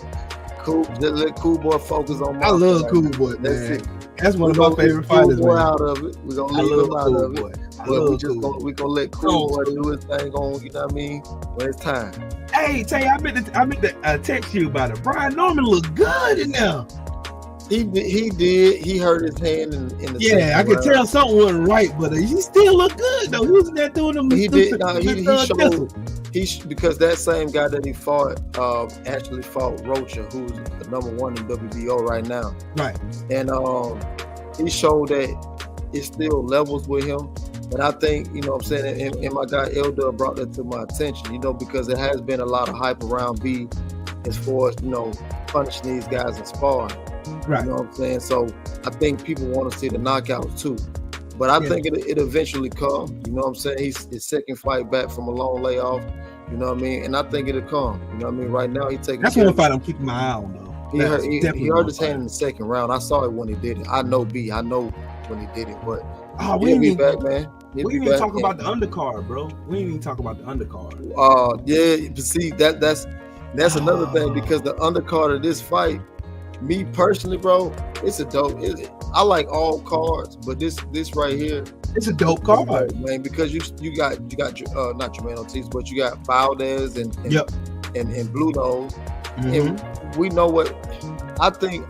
Me personally, I know it's Blue Nose probably gonna be his last fight with Top Rank, simply because of all the losses he's accumulated his last couple of fights. Right. If you ask me, I think Blue Nose finds his way. He finds his own way out of fights when he's up on the scorecards. Right. Stop throwing punch. Like, sometimes AB type shit. You have fighters who get in their own way. Facts. That's a fact. That's a fucking fact, man. Right. You know. Yeah, what I'm Mason, saying? Abdullah Mason on the card too. Hey, Yeah, you know, I'm gonna talk about my I prospect. love. I got to meet him in guys, Atlanta. I got to meet him in Atlanta. He was that. Oh yeah, he definitely. Hey, Yeah, come on, you know, hey, my guys, I'm yeah, sensitive he about got my guys. hands. Hey, man. I got Abdullah Mason, my number one prospect, and he gonna show you why tomorrow. Oh yeah. He gonna show I'm you why definitely tomorrow. not sleeping on him. Definitely not sleeping on him. Yeah, he got hands. I just hate how they trying to hype up Nikolai Bokal Wash. I don't know Well, how. you know what though? I don't like how they hyping him up. You know, I get what you're saying. I get what you're saying, but look, Top Rank do that with all their prospects. Right, but not as much as they do it for him. I mean, but you got to look at the situation at hand. Look who he fighting. His grandfather did pretty much start Top Rank. You know what I'm saying? Basically. So I get it, but outside of that, bro, when I look at his very first fight, up until his fight he has coming up to tomorrow, bro, the man has grown, like he has flourished. I can't deny that. I can't deny that, bro. I can't deny that. Who he fighting? I don't know who he's fighting, but he's taking a step up for sure. Well, he at 160, right? Yeah. Hold so on. he's taking a step up for sure. Let me look. You know what I'm saying? But let me find the card. And I agree with L-Dub on the Nakathalia fight in Murata. Like that's gonna be a fight. Now, I know Shawah Allah, she loved Murata. She loved him. So listen, man, like that tomorrow card for me, like I say, I don't really complain about the cards because I love boxing in general. You know what I'm saying? I love boxing in general, so I don't complain about a lot of cards when people say, "Oh, the undercard was trash." It's always people gonna say something about the card. Either way it go, it don't even matter. But I feel like if you love boxing, it's gonna be some fights on there. That the Andrew Maloney and Nakatani fight gonna be a big deal. That's for a belt. That's for a belt, ain't it? That's a big deal to me. You know what I mean? Yeah, that's gonna be good. It come on at 10 tomorrow. Yeah, and I'll be home in time too. So that's a big deal to me.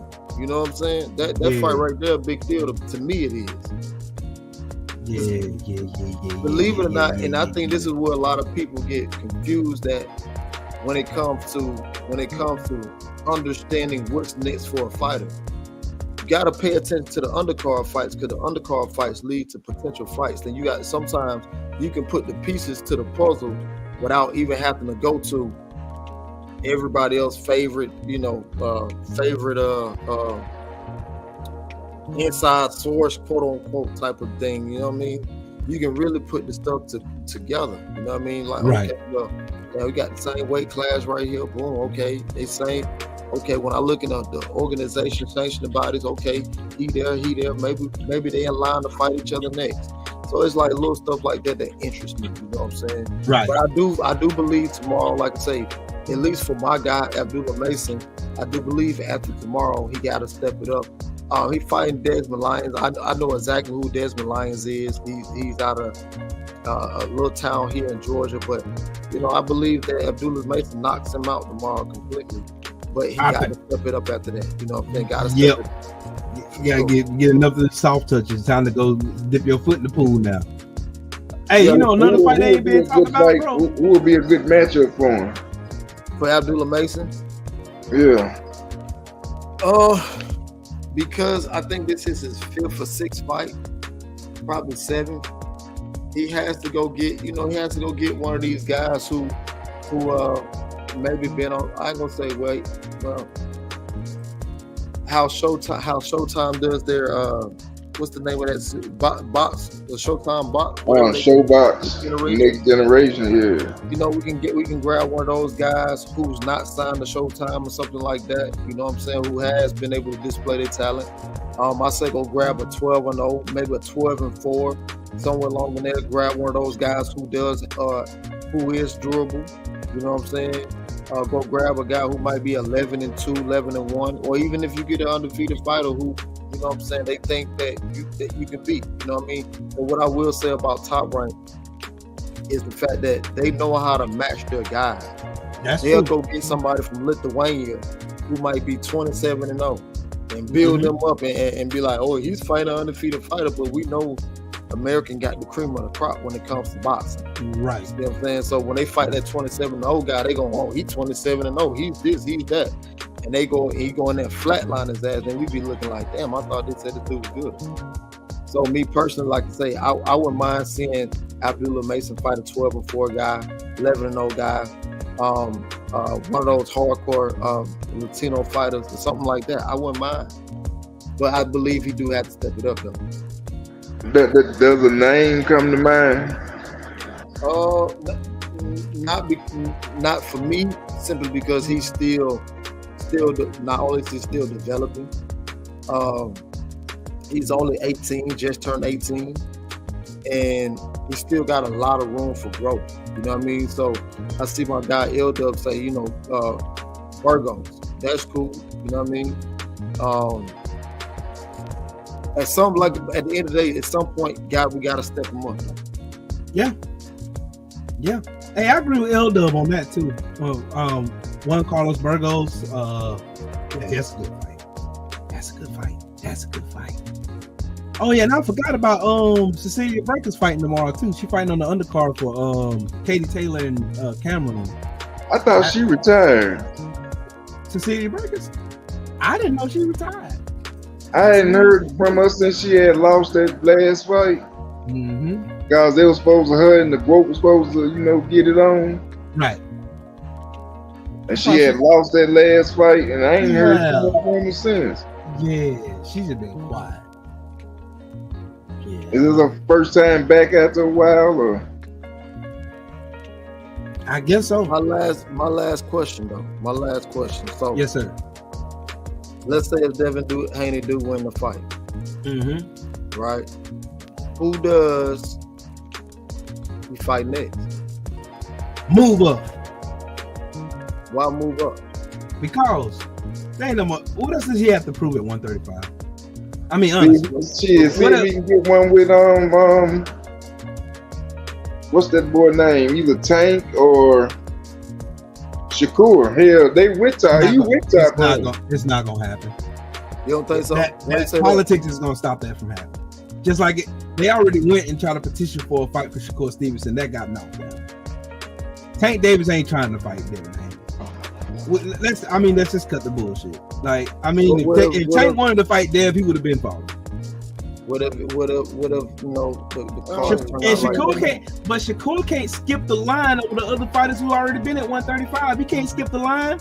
Okay, he at 135? The only fight that should be talked about after this, because Devin Haney has already said himself that he's going to stay at 135 for the rest of the year. He said that. Nobody told him to say it. He said that, right? By him saying that, he should be held accountable for saying that, and we must see Devin Haney versus Gervonta Tank Davis or Shakur Stevenson. Either way. I mean, he did say he was going to stay. I got to hold him accountable. He said that. Yeah. Right. I feel it.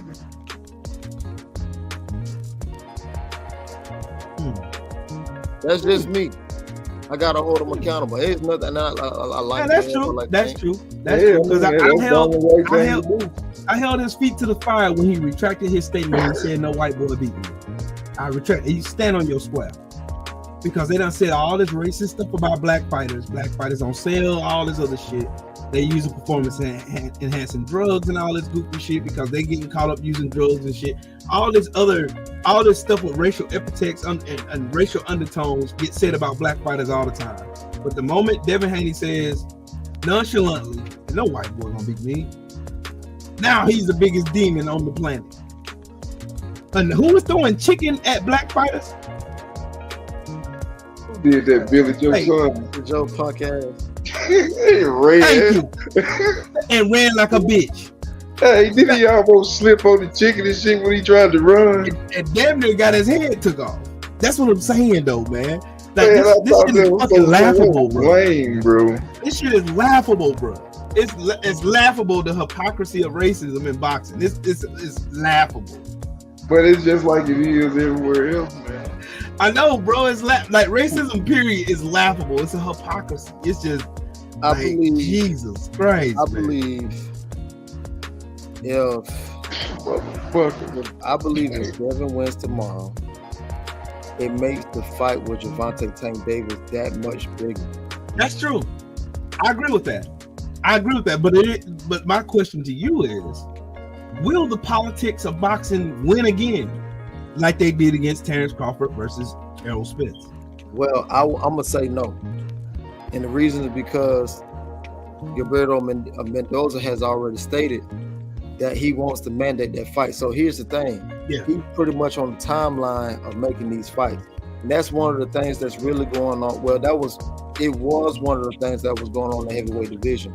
You got a super champion, and then you got a regular champion. So by those new rules of the WBA, he's trying to make sure that those fights get handled so he can take away all those belts, those extra, secondary belts and stuff like that. So right, he wants to make this fight. So I don't think so. In the WBA, if Devin wins, WBA is up first. But another time when Devin tried to get the WBA to mandate that fight, and who was it? Leonard Ellerby maybe said that if they try to do that, he just gonna drop the regular title. But I'd rather him drop the regular title to show us that he's not gonna fight him. So that way, if that's the case, if that's true, or what he said, or because he could have been talking or whatever the case may be, right? As long as I know that this guy who said he was gonna stay at 135, as long as he showed me that, then guess what? I can't argue that. But then after he do that shit, we gotta go see Shakur. Right. So that's where I'm at. For me, it's about just holding these folks accountable. Hey, you know what, Tay? It's something off topic. This is totally off topic. I seen on Twitter today where Tyson Fury trying to call out John Jones. Like, if do what? He calling out John Jones. Tyson Fury is the biggest fucking goofball on the planet of Earth. That boy back on that dope again. Time reveals all truth, bro. Like all this shit. He think this karma get back ain't gonna, like, god dang. Karma is on his ass. And where they gonna fight at? Where? This nigga can't fight it, man. He can't come over here and do it. Exactly. We know. Hey, that's where he gonna make the biggest bucks. He can't come. Right. Listen, man, that dude been lying all week. I really don't have no rebuttal, nothing to say about it. Because I've said, I know he lying. Even when he talking about Andy was asked for 20 mil, he lied about that. He been lying though. That's Tyson Fury. Man. Donald Trump of boxing is Tyson Fury. But you wanna know what's crazy though? You wanna know what's crazy? These reporters, they be knowing what's going on, but they try to save face for him. Right. They know he a fucking hypocrite.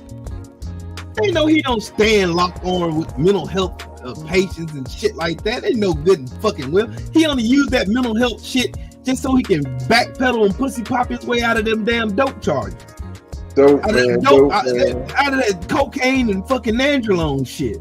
Oh, you're going through mental health. Shut your goofy ass up, man. Shut up. You out here lying, man. Lying. I'm telling you, that man be high on that yayo. Yeah, I know he Instagram and start talking crazy. It just, look, the most beautiful thing about all this, Tay, Wilder ain't gotta say shit.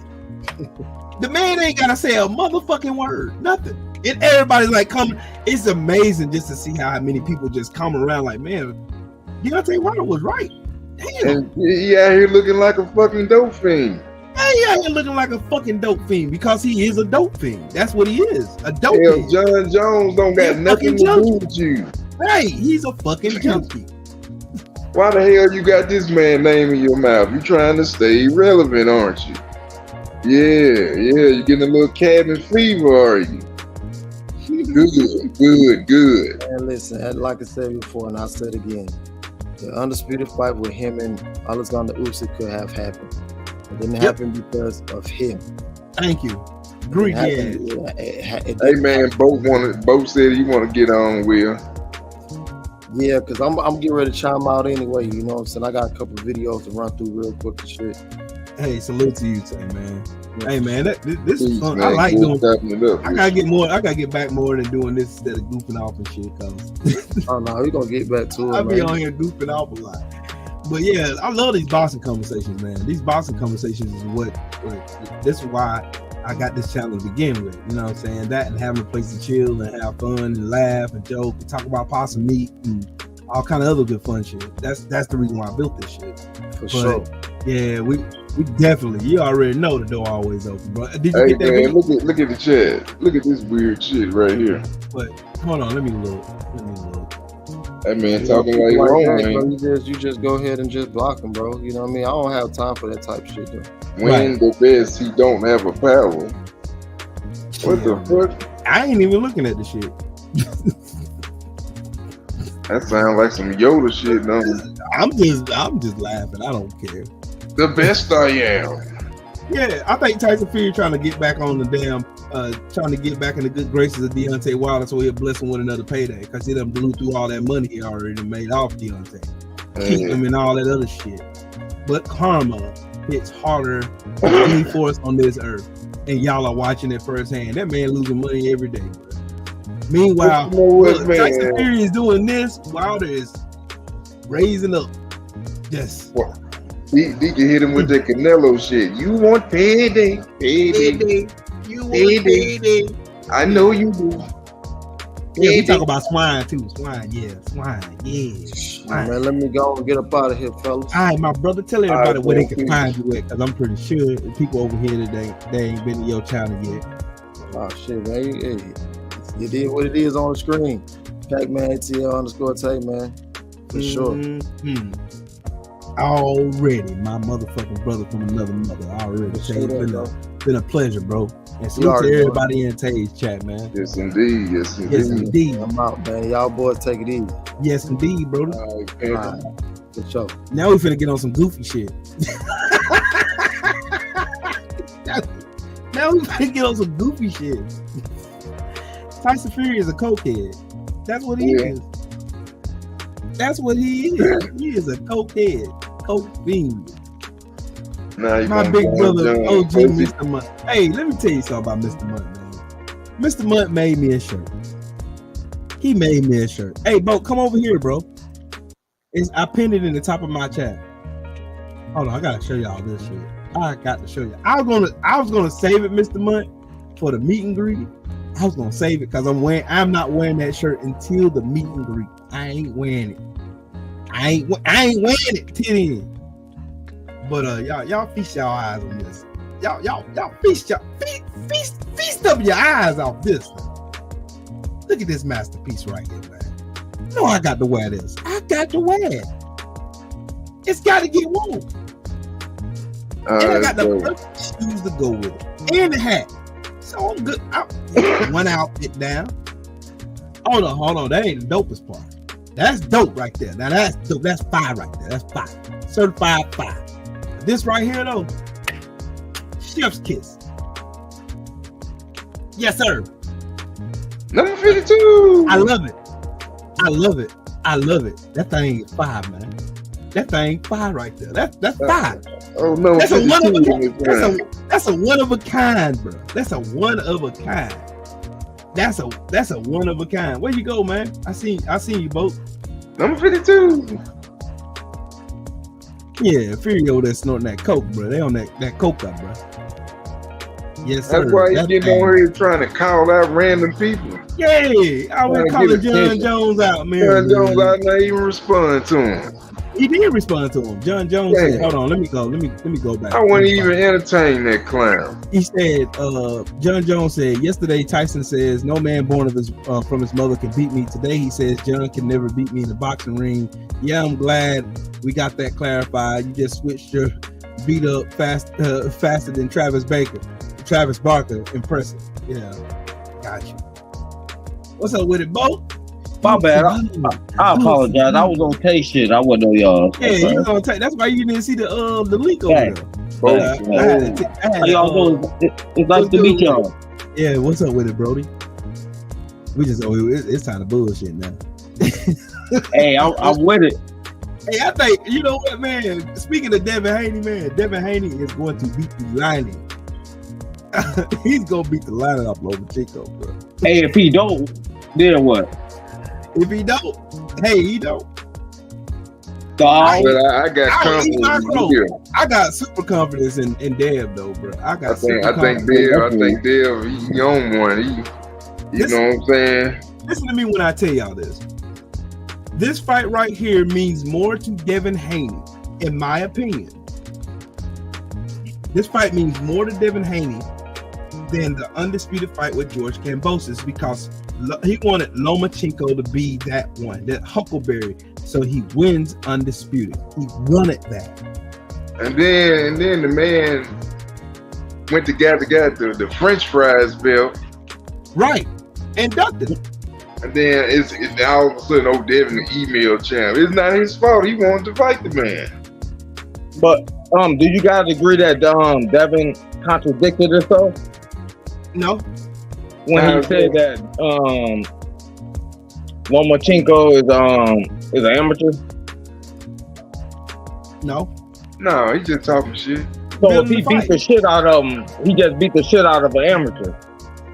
Man, but think about it. Look at all the narratives behind. He's a professional now, so look at all the narratives behind Lomachenko right now. Look at all the narratives. The narratives that was pushing today. Like, this shit is no secret. Everybody who watches boxing, who's a boxing fan, has watched what everybody has been saying about Lomachenko and the hype behind Lomachenko. They made excuses for him when he lost to Teofimo Lopez. Remember? His shoulder was hurt. That's why he didn't throw no punches in the first 6-7 rounds.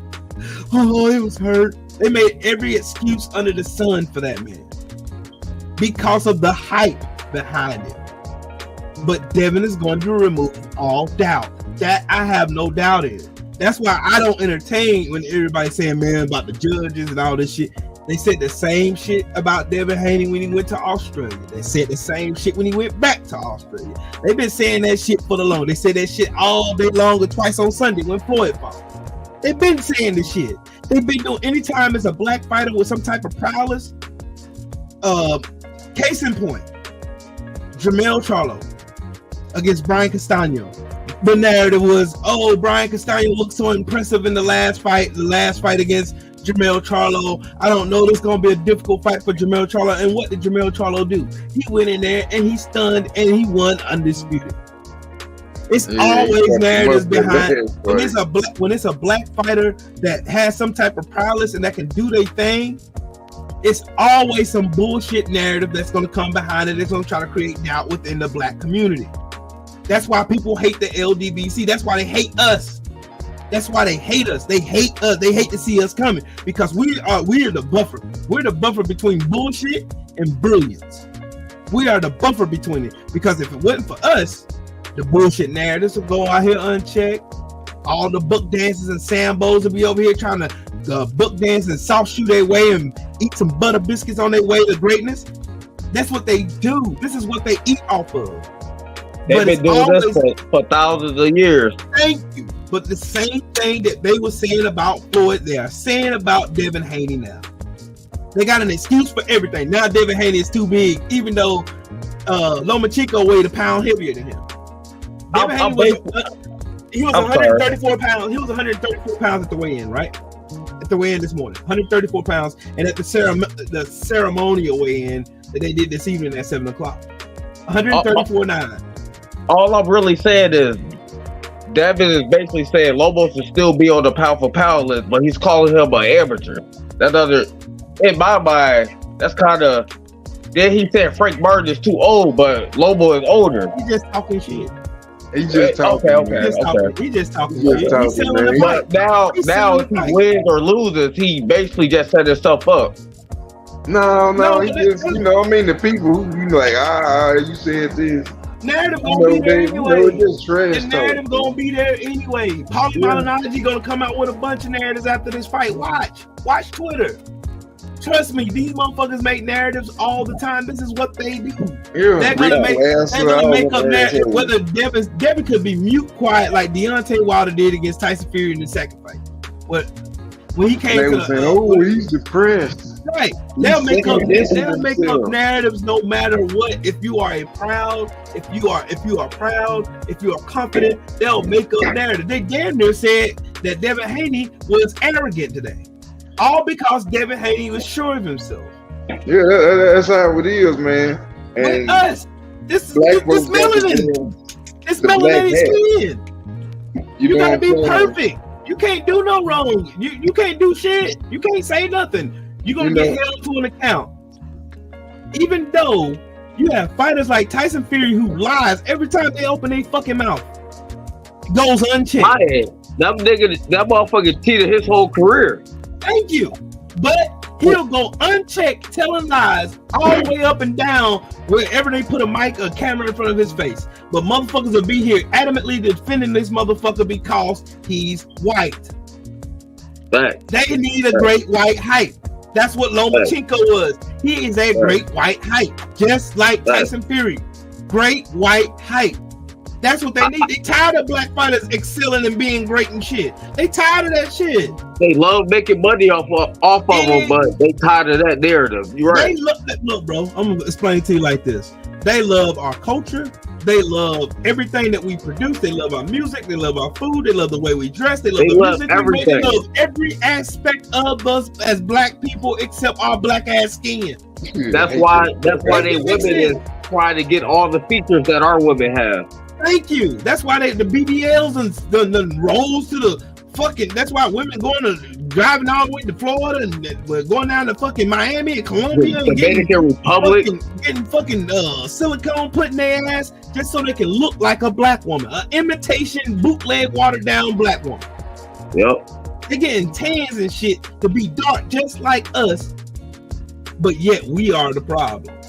Just like with black fighters. Black fighters before the LDBC didn't really have a voice. They didn't have a platform where we can set up, we can chop it up, and we can break down fights, and we can break down these fighters. We can talk about strength and weaknesses. We can talk about corruption in boxing. We can talk about all this shit right here, unscathed, unbothered, because we are black and we are proud, and we are the most important thing. What they hate the most, we are all united.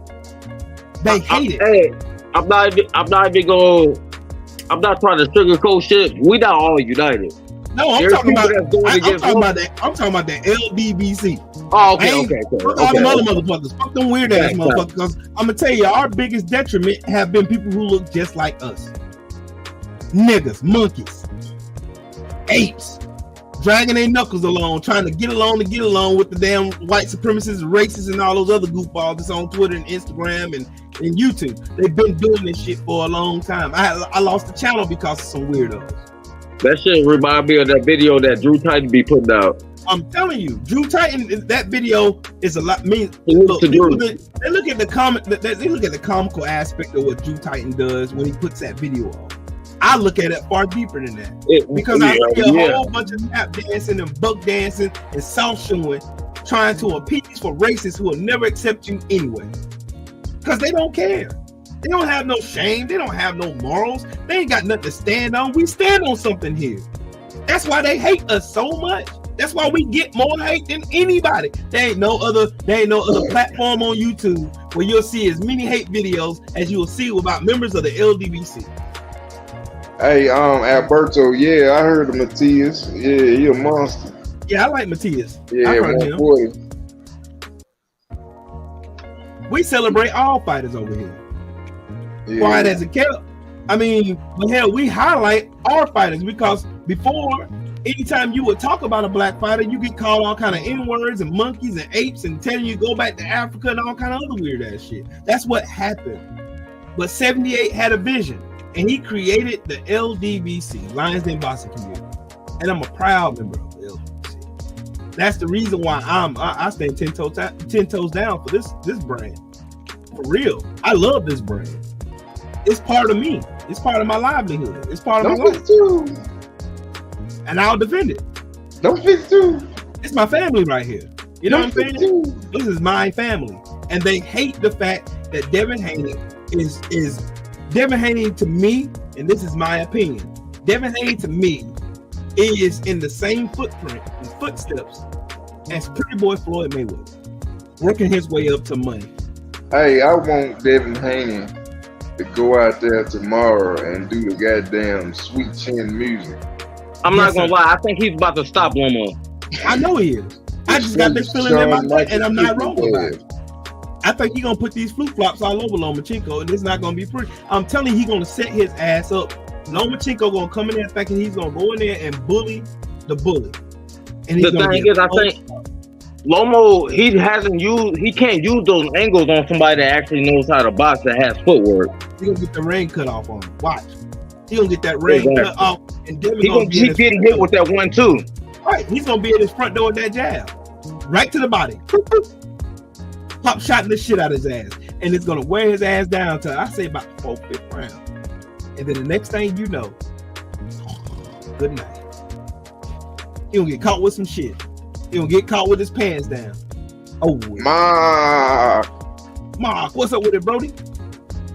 I'm telling you, them body shots is gonna humble his ass. Them body shots are designed to take the gas out your gas tank. They're designed for it. Them body shots are. Why do you think Errol Spence? Yeah, Floyd number one. Good. Stab to the body. When Floyd Mayweather was Pretty Boy, most of his knockouts came from body shots. Don't believe me? Go watch him. Yeah, before he hurt his hand, shit, he was knocking body shots. He was still knocking motherfuckers out with her hands. That's the crazy part. Body shot. I'm talking about catching him with the nastiest body shot. See how he whooped Arturo Gatti? Watch.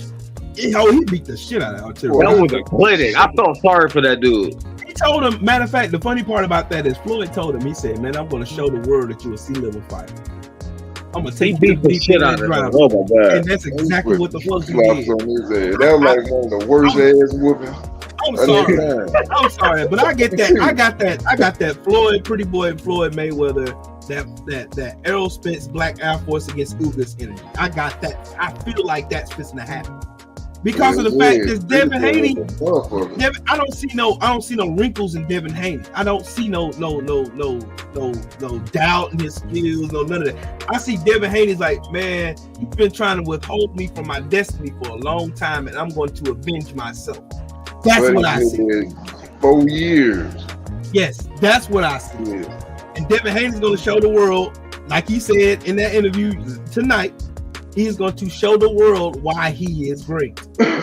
And I expect nothing less. Exactly. But when has Devin Haney ever done less than great? That's what I'm saying. You know, people gonna say when he got hit by Lenore, that's the only time. But he won the round. It's a boxing fight. Man, he beat that man like 10-2. Right. You saw that man's face after that fight? That man was talking about you ain't got he's no still power. Embarrassed he got whooped by a youngin. He's still embarrassed. He's still hating on him. Man, look at this. Look at George Cambosa's face. No, fuck that. Show the Norris face. Hey, you see his dad next to him? His dad so embarrassed. Oh man, come on. His daddy back there. Look at him. Look at him. His dad look like I should choke the hell out of you. Oh, come on, man. Come on, bro. And then this is the narrative they got, just like with Deontay Wilder. He got skinny legs. Devin Haney got pillow feet. All he do is run and hold. That's it. It's funny how they always say that Devin Haney, black fighters run and hold when they land the most punches. That's the funniest shit in the world to me. That's just like saying black people are lazy. You can't run inside of a square circle. That's what I'm saying, bro. They're trying to make themselves sound. Look, I'm telling you. They basically saying that we can run faster. We know all of this. Boxing wants a great white hope. They want it. They need it. They thrive on it because it upholds what it's been doing for the longest time. Which is the reason why in that fight against Ryan Garcia, the judge scored it 10-10. After the fact of Ryan Garcia getting dropped in the round. And 2 9-10s, wasn't it? Or was it 2 10-10s and 1 9-10? Yes. They tried to give that man that fight, bro. I don't think they was really writing that shit down. They just threw something together. Those scorecards was already set. They already set. Had Ryan Garcia up 4 rounds before he started that first bell, bro. That's just but he was down on the scorecards when they stopped it, right? Yeah, but think about it though. Think about it though. Like Ryan Garcia had maybe 2 or 3 good moments that fight. I'm gonna ask y'all a real ass. He didn't have none in my eyes. I'm gonna ask y'all. He stunned Tank one of them times. He did. He stunned I his don't ass. get it. I'm gonna ask y'all a real ass question. Tank recovered quick. In all the sports, in all of the incidents of cheating, what ethnic background were involved in the most matches when it concerned cheating? We know. But nothing got said about it. Hell, I can go all the way back. I can go one further. You can go all the way back to when black fighters were integrated into the regular boxing scene. The days of Jack Johnson. They were fixing fights then. And we were still winning, getting drugged up and all types of. That's the crazy part. But they say cheating don't exist in boxing though. That when Wilder came out and said what he said about Tyson Fury, they said cheating don't exist in boxing. That's why they have commissions, that the Nevada State Athletic Commission, the same Nevada State Athletic Commission that didn't say anything about that bullshit ass damn stoppers with rolling. The same one. But they still want us to believe. They want us to believe, us boxing fans. They just know that people retarded. It's straight up and down. It's perpendicular, straight up and down. Ain't no cut on the dope. Ain't no nothing. They want us to believe that there's no cheating in boxing. That we're just making this shit up. That we're just saying stuff just to be saying it. But we see cheating all the time. Hey, I do you one better. You remember when Sugarfoot Sherbert fought in Vegas? Yep. And got that win that he shouldn't have got. Yep. He even said that he'll never fight in Vegas again. Who is Sugarfoot Sherbert? Chris Colbert. Oh, okay. Ball head. We call his ass scoop ball head. We call Sugarfoot Sherbert. I ain't really got nothing to say about his ass. He weird. I don't like him. I cheered when he got dropped on his ass both times. When he got dropped on his ass both times, I laughed. He lost that fight. I mean, he put up a good Martin fight. Whooped his monkey ass. He lost that fight. Sando Martin whooped his ass. He lost that fight. And like I said, Chris Colbert had his moments too. Debate your grandma. Debate your cross-eyed grandma. Debate them. He stunned the dude in the last round. You know what I'm saying? Yep. Like he went out on the note getting his ass whooped. Kept hurting him. Hell, that boy hurt him about 7 times that fight. And I thought he was done when he got clipped in the first round. And how he rolled all the way back and shit. He had a flashback. He already been embarrassed. He wasn't trying to do that again. Man, you remember when Pacquiao had hit Tim Bradley, he did a whole little roll, I call it the little Sambo roll. Where he went like head over heels, like over his back. That was funny. That's what he did to that dude. Scoop ball head. But I will say though, after that, you know what I'm saying, he came back and started fighting. Yeah, fuck him. I mean, I don't like the little prick, but he did show some heart. I still think he lost that fight though. I'm gonna show y'all something laughable though. Hold on, dog. I'm gonna show y'all something laughable. Now, I'm gonna say again, Tyson Fury is the biggest piece of shit in boxing. Here's proof of it.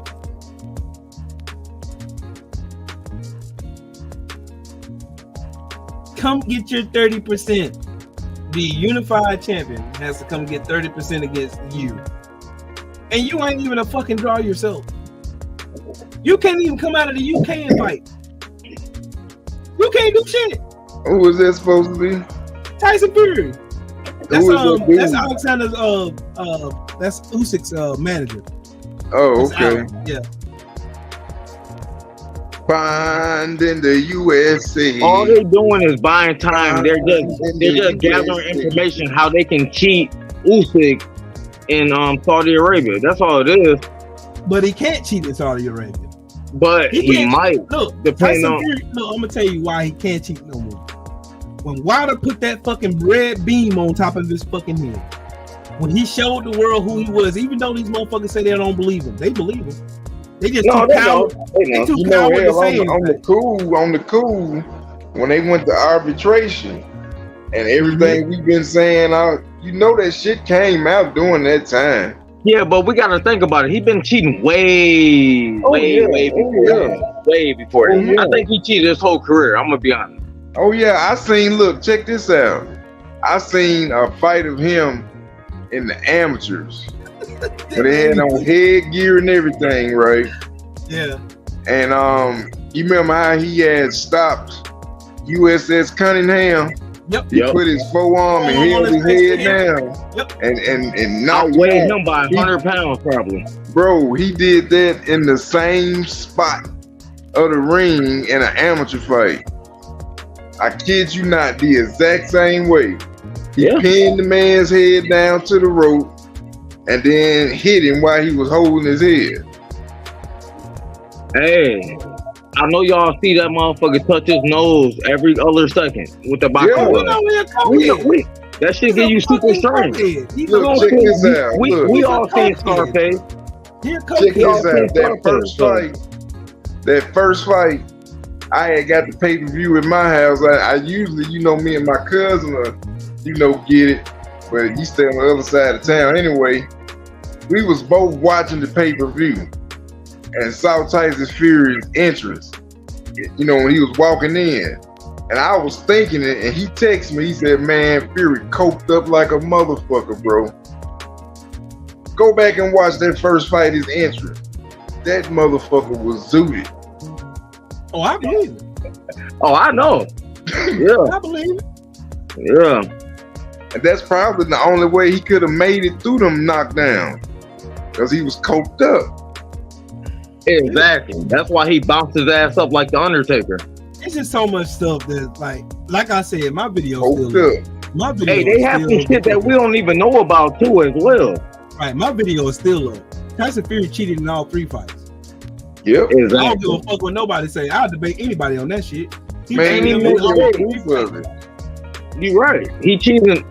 He cheated in all 3 fights. He been cheating. Man, oh my god. Cheating. Martin Carefoot literally spilled the beans. That motherfucker's Right. a cheater. He's been a cheater. He's gonna A go. bull farm. Now, who farmed fucking wild animal? How you gonna farm one? Exactly. And boys Exactly. ain't been in the UK since the 15th century. I mean, they trying to bring them back now, but hell, it ain't that many of them. If you just gonna just, get them and catch them and man, come on. The question is, why was he even eating it, and why isn't he eating it now? Right. It was that Nancy long. Just like you can't find no damn board. Just like Connor being in his bullshit ass excuse talking about he got some eggs and there's 67.5 million people in the UK, but out of those 67 million people, he the only person that ate tainted eggs. And how Canelo get tainted steak, but no other boxer from Mexico tested. But the WBC, the WMC Raise the That's not raise the level. necessarily raised the level of the true. computer on and said, hey, look, my friend, you want to go and you want to use a computer or you go? Hey, but that And now has he's come up killable. before with clenbuterol. That Mexican meat, they do put clenbuterol in it. And I forgot who it was, but he was a Mexican fighter. He had, you had to eat a whole lot of that shit. You know what I'm saying? You gotta take a lot of that They shit. do use, clenbuterol in their processing of their meat. But I understand what you're saying, but there's a trillion Mexican fighters. None of the other ones tested for that. Yeah, I know, but I'm he not had to saying eat that the they're whole not, but cow none of the to other have levels Mexican of fighters that. tested for that. How high was them first Say that two again? samples? It was pretty high, wasn't it? Mm-hmm. Yeah, you had to eat We a whole don't know. cow. That man is taking this shit. Yeah, I ask y'all a know. question though. Did y'all go back and watch that clip of Devin Haney shoving Lomachenko? Yeah, he pushed the shit out of Devin him. gonna knock this motherfucker out. I said what I said. What's He gonna up, knock this DOT motherfucker out, people? bro. What's going on? Knock this motherfucker out, bro. He gonna knock this dude out, bro. He gonna knock this dude out. He gonna knock this man smooth. Oh, it was Eric Morales. Oh, okay. Eric Morales. He gonna knock I this guess man out. the computer raw. Yeah, we know how Marquez knocked out Pacquiao. Oh yeah. Oh yeah, that was obvious. Motherfucker back was big than a motherfucker. He had back knee and everything. If you go back and look at it, That nigga, his back looked like the moon. His back looked like the moon at that time. That's crazy. And guess what? They wasn't doing drug testing either. They was doing it, they just didn't care. No, I'm saying, you know, some fights get sanctioned without drug tests sometimes. Yep. Yeah. You're right. It wasn't okay because when Pacquiao fought Keith Thurman, there wasn't no drug test. And remember, somebody, you know, the question came up and Keith was talking about some. He can be on anything he want. You know, I'm gonna whoop that boy. You know how he be talking. I mean, He what spoke that shit into existence. Pacquiao like, okay. Like shit, all right. Right, shit. I've been doing it. Yeah, they fuck with me, fuck it. And look, he came back as 2009 Pacquiao.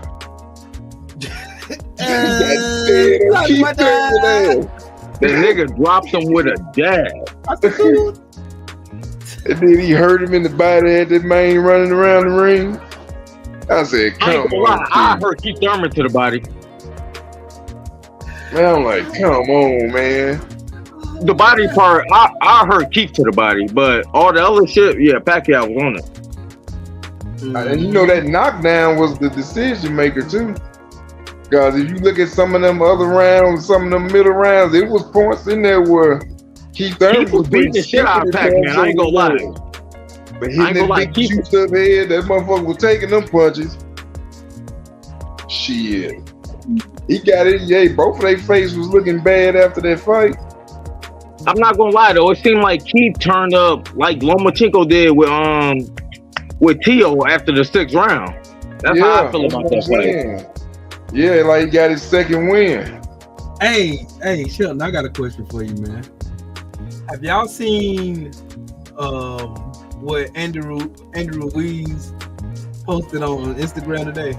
And you know I ain't got no damn Instagram. I didn't see it, but I'm not gonna lie. It's on Twitter too. They said he had some blood right in his hand. What he do? It ain't looking good for him, my boy. What he do now? What happened? Ain't looking. Hold on, I'm gonna see if I can find this shit. I think he had like 2 bags on. It ain't looking good, man. It ain't looking good. What's going on? I ain't see it. Man, hold on. I'm finna find it. Hold on. I'm finna find it. Cause I tell you what.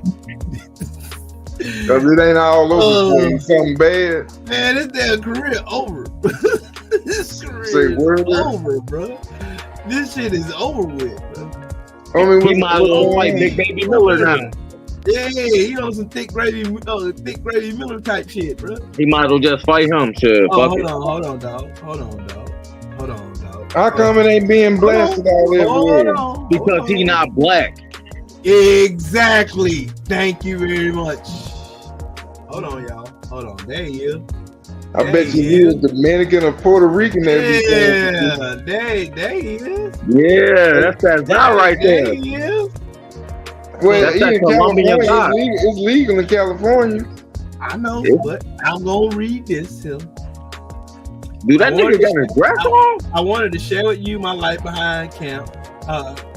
I wanted to share with you what my life behind camp is really like. I love to drink codeine and smoke weed all day. Hold on. That can't be real. Yeah. I also love purchasing prostitutes. After this is going that's got to be a fake. Blood, make sure that come out clean when Vada comes to my training camp. It appears someone has hacked Andrew Ruiz's account. Wow. Man, they must have hacked that, bro. They didn't hack that picture, stupid, man. I can hack a lot of shit. I can hack a lot of shit, but this... You can't hack a picture. So I can't hack a lot of shit, bro. Hold on. Was he getting a blood? We seen him in Joshua's second fight. Okay. Wait a minute, what was that in his arm, bro? Go back.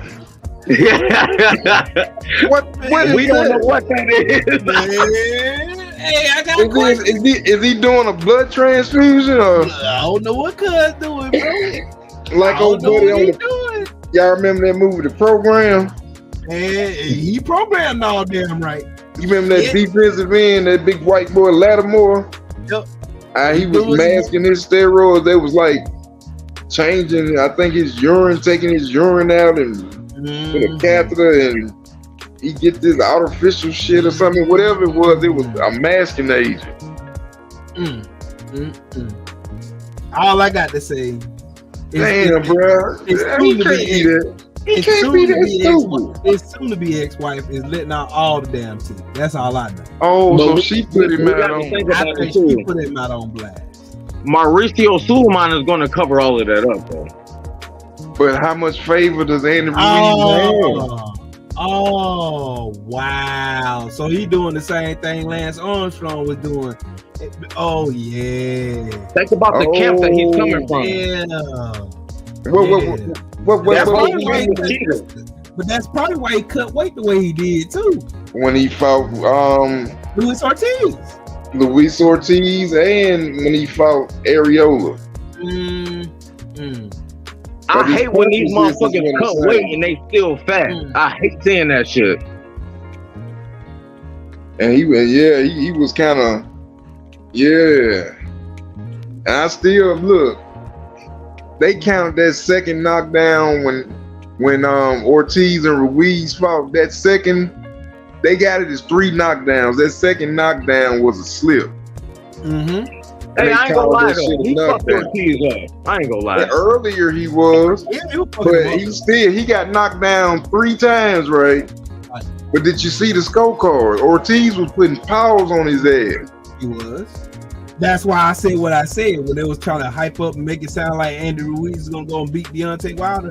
I said he won't last 3 rounds. Bruh, take away that second knockdown, and Ortiz would have won that fight, even getting knocked down twice. Go back and look at them scores. And if Ortiz had turned up and was listening to his fucking corner man when he told him to throw the left uppercut, he might have stopped Andy.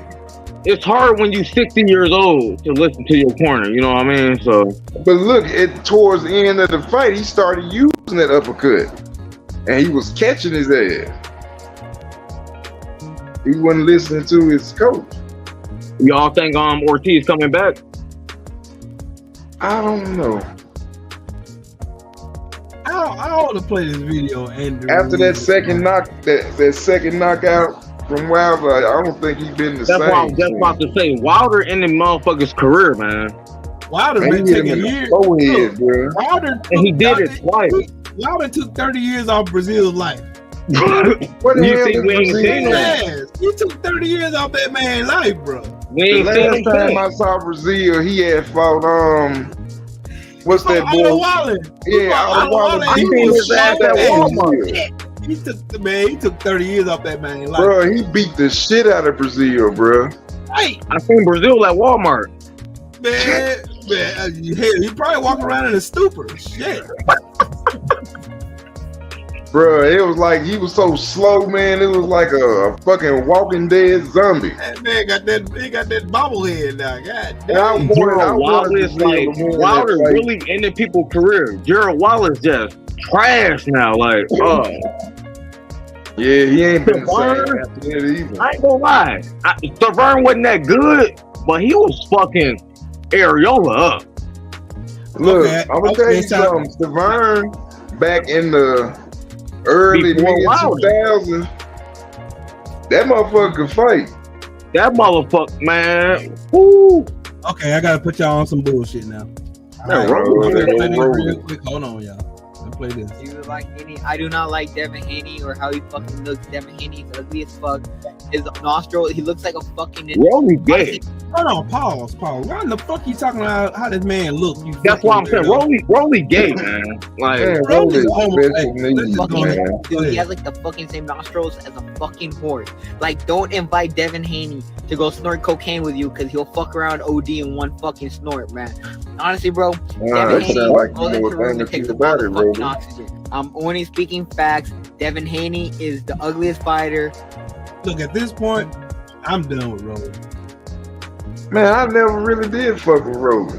No, that motherfucker got a whole gift and you out here trying to talk about damn. Shut your stupid ass up. He Shut just up, doing nigga. what he doing, man. That dude is a troll, man. Shut your dumb ass up, nigga. If y'all remember, sometime late last year, I think, or the middle of last year, you remember Rolly got on BFTB's panel.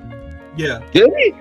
He didn't turn his camera on, but he Wow. he was talking crazy. I think he probably was watching that a live stream and BF was cooking his ass. Yep. And he got on there. And then when BF said, "Man, this Rolly, I know this your whole ass," this motherfucker left, bro. Right. Just like Anthony Joshua goofy ass. I know that was Rolly for sure. That was Rolly. Oh man. Oh. And BFTB went to goddamn and cussing his ass out of that motherfucker. Yeah, It's like he did Big Glacier goofy ass. That shit was fucking nut. he thought he had it, boy. Somebody just gonna bow down to him. Oh, it's Rick Glacier. Man, fuck Big Glacier. Yeah, just be like, nigga, fuck you. Man, fuck Big Glacier, bro. Who gives a fuck about this bitch ass nigga, man? Fuck him. He said, you are nothing to me. You think you gonna come over here and dictate to me and tell me what to do on my I don't channel? like Hey, this y'all gotta watch fuck. that Bunny Bag video. I don't like your attitude. Man, get the fuck out of here Man, then. fuck you, nigga. Shit, bye. So Big when we Glacier, got man. gifted that belt at 140, how do y'all think they're about to move him? He about to get his ass beat. You think they about to put him He about to get his ass beat. No matter who they put him in the ring with. no matter? Tiafimo versus Josh Taylor. Not happening. He gonna get his ass beat. They not gonna do Regis that. Prograde get his ass beat. He gonna get his He ass just beat. got whooped by a 60-year-old. He gonna get his ass beat by anybody Right, else man, that put you in the know, ring. Blue Blood said that dude that Rolly fought got a 30-year-old child. That nigga old, I heard him say that a few times, bro. That No nigga cap. Oh, that nigga is old. That man is not 40. That man was here when That man Moses is got the Ten Commandments. That motherfucker is not 40. That man is 89 years old. That man got to be every bit of 50, bro. Damn what y'all say. That man is 89 and a half years old. Goddamn. Hey, I ain't gonna lie, I agree with Rolly. I felt them punches through my phone. I ain't gonna cap. Man, Geronimo was putting motherfucking tomahawks on his ass. But he's the one to talk about somebody looking. He over here looking like Howard the Duck. But hold on, Rolly. Since you over here got all this damn mouth. Bro, that old man was putting. We remember you look like this.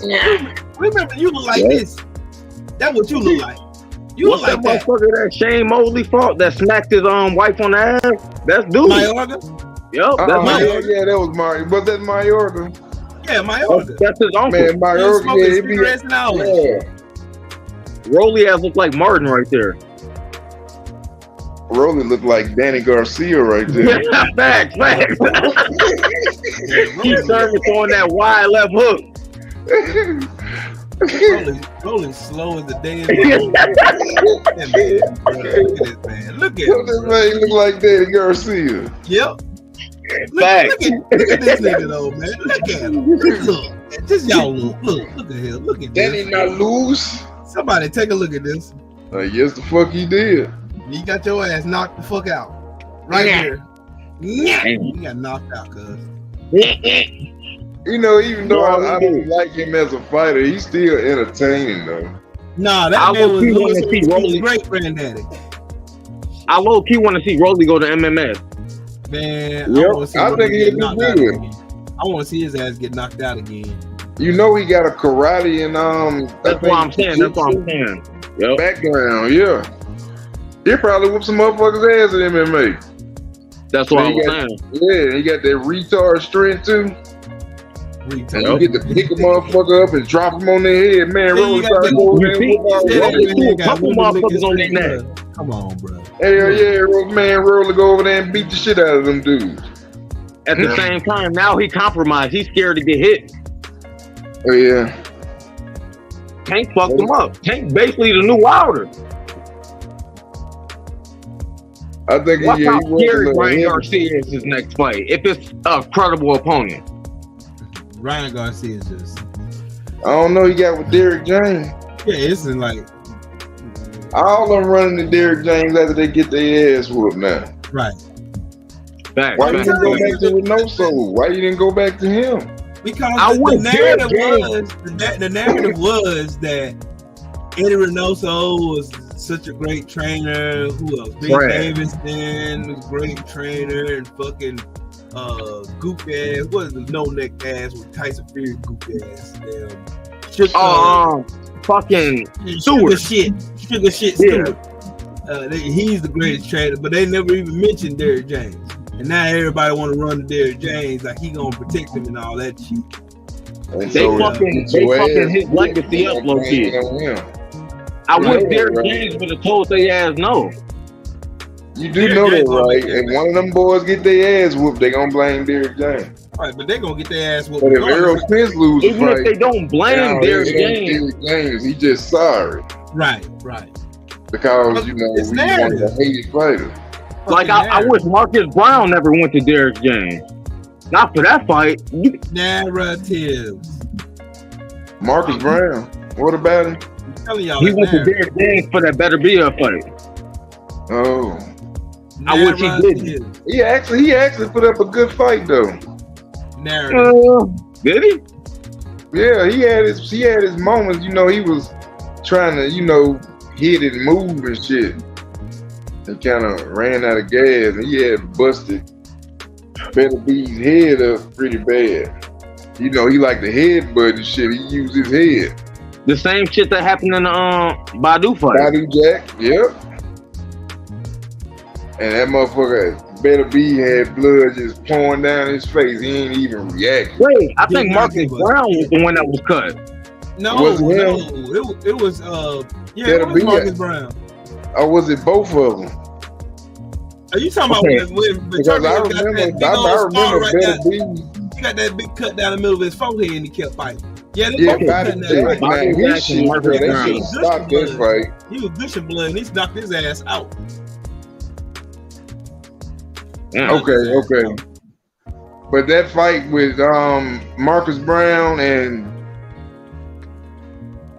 what's the guy name you just said? Badu Jack. Yeah. Oh, okay. Now he had a big gash. Yeah, Badu shit was fucked up, yeah. And they still let that fight continue. Tony Weeks. They didn't stop that. They wouldn't stop that Fury fight. That cut was bad enough to stop the fight. When it's over the eye or something like that, any other fight we would have seen it stop. That was all they did was give Fury another bump in the corner. They gave him another bump in the corner. I'm gonna tell y'all something. Max Kellerman can eat a bag of dicks and choke on him. Man, fuck Max Kellerman, man. That dude's been compromised. But anyways, I gotta get off. I gotta go to bed. I gotta go to work in the morning. But anyways, this is fun. Salute. Thank y'all for having me on. Already. I appreciate it. Yes, sir. Salute, King. Mr. Sheldon. Boats and hoes. I'll have a good night. Boats and hoes. You're gonna be the only one to say that shit when you see you. You're the only one to say that shit. BF started that shit like BF that's my tourist brother, so hey, that was just like watching the movie. That was my favorite part of that movie. I don't know if y'all know the basketball player Ryan Boatwright. He went to UConn and all that. Yeah, that's my little cousin. For real? Oh yeah? Yes, indeed. He overseas right now. He plays for Paris. Yeah, he over there playing with my cousin. Demario Mayfield. So your last name is Boatwright? Yeah. Oh, okay, that's unique. Yeah, we out of here in Chicago. We ain't from Chicago. It's another town next to Chicago, but we're in Illinois. Or Cicero? No, Aurora. Aurora, Illinois. Yeah, it's the second biggest city in Illinois, but this ain't goddamn city. And he said, "Roll." See, for all you country folk, it's Illinois, not Illinois. Shit, The I S is say silent. Illinois. All my family from the South, so Yeah, I know. If you up there, yeah, you got a They're lot from of Mississippi. They're from the city. Yeah, my family from Hattiesburg, Mississippi, and Tennessee and Kentucky. Yeah. Yeah, I got some cousins in Hattiesburg. I ain't seen them since I was a child, so This nigga from Facts. I wouldn't know But them. I'm gonna salute y'all, King. Y'all be smooth, man. Yeah, you be All right, smooth, brother. bro. Thank you. I appreciate it. All right, bro. Sure. Be smooth, bro. Be back on Appreciate Sunday. it. We'll be back here on Sunday. Yeah, that was on Step Brothers, the Village Brothers. I can't wait to break this fight down on Sunday. I can't wait to break this shit down on Sunday. This shit gonna be epic. Lovely. I can't wait to break this shit down on Sunday. But anyways, shout out to everybody, man. Thank y'all for showing love to the channel, man. If you want, if you want to donate to the channel, there's a Cash App and the Super Chat button is right there for your convenience. Thank everybody who has donated to the channel. Thank everybody who has supported the channel. Thank you guys so much. I really do appreciate it. Make sure y'all back here on Sunday where we get to talk about the aftermath of Devin Haney versus LomaStank. And this finna be good. This finna be good. Either I'm gonna be clowning or I'm gonna do some real serious boxing conversation. Hopefully I have my brother Chilton back up here. So. But we'll be back. We'll holler at y'all on the other side. But shout out to the mighty LDBC. I know if it ain't Trill, it ain't me. I am the LDBC number 59. It really get left behind. Number 52. Y'all know it ain't what you say, it's what you do that defines who you are. And I'll holler at y'all on Sunday. Oh yeah, and special announcement. All my times where I used to come on, I'm coming back for them bitches. Cause I go to day shift on the 30th. Yes, indeed. And we be back. We be back riding like old times. Like on 7, like at 7. Like at old times. Yes, sir. Like at 7. Old times. I'm gonna get to be on a whole lot more. Cause I go to 8 to 5. Starting on May 30th. God bless you. All right, man. Y'all be smooth, man. Be easy, man. Thank y'all for chilling and hanging out with us, man. Thank to all my brothers that shared the panel with me tonight, man. Hope y'all come back on this Sunday. On this Sunday to talk Devin Haney versus LomaStank. I'm gonna leave that picture right there. I'm gonna leave this picture right there, so y'all will know. Come on, we cooking. All right, y'all be smooth, man. Y'all have a good night. Thank y'all. Peace and blessings to everybody that's watching. All right. Gone.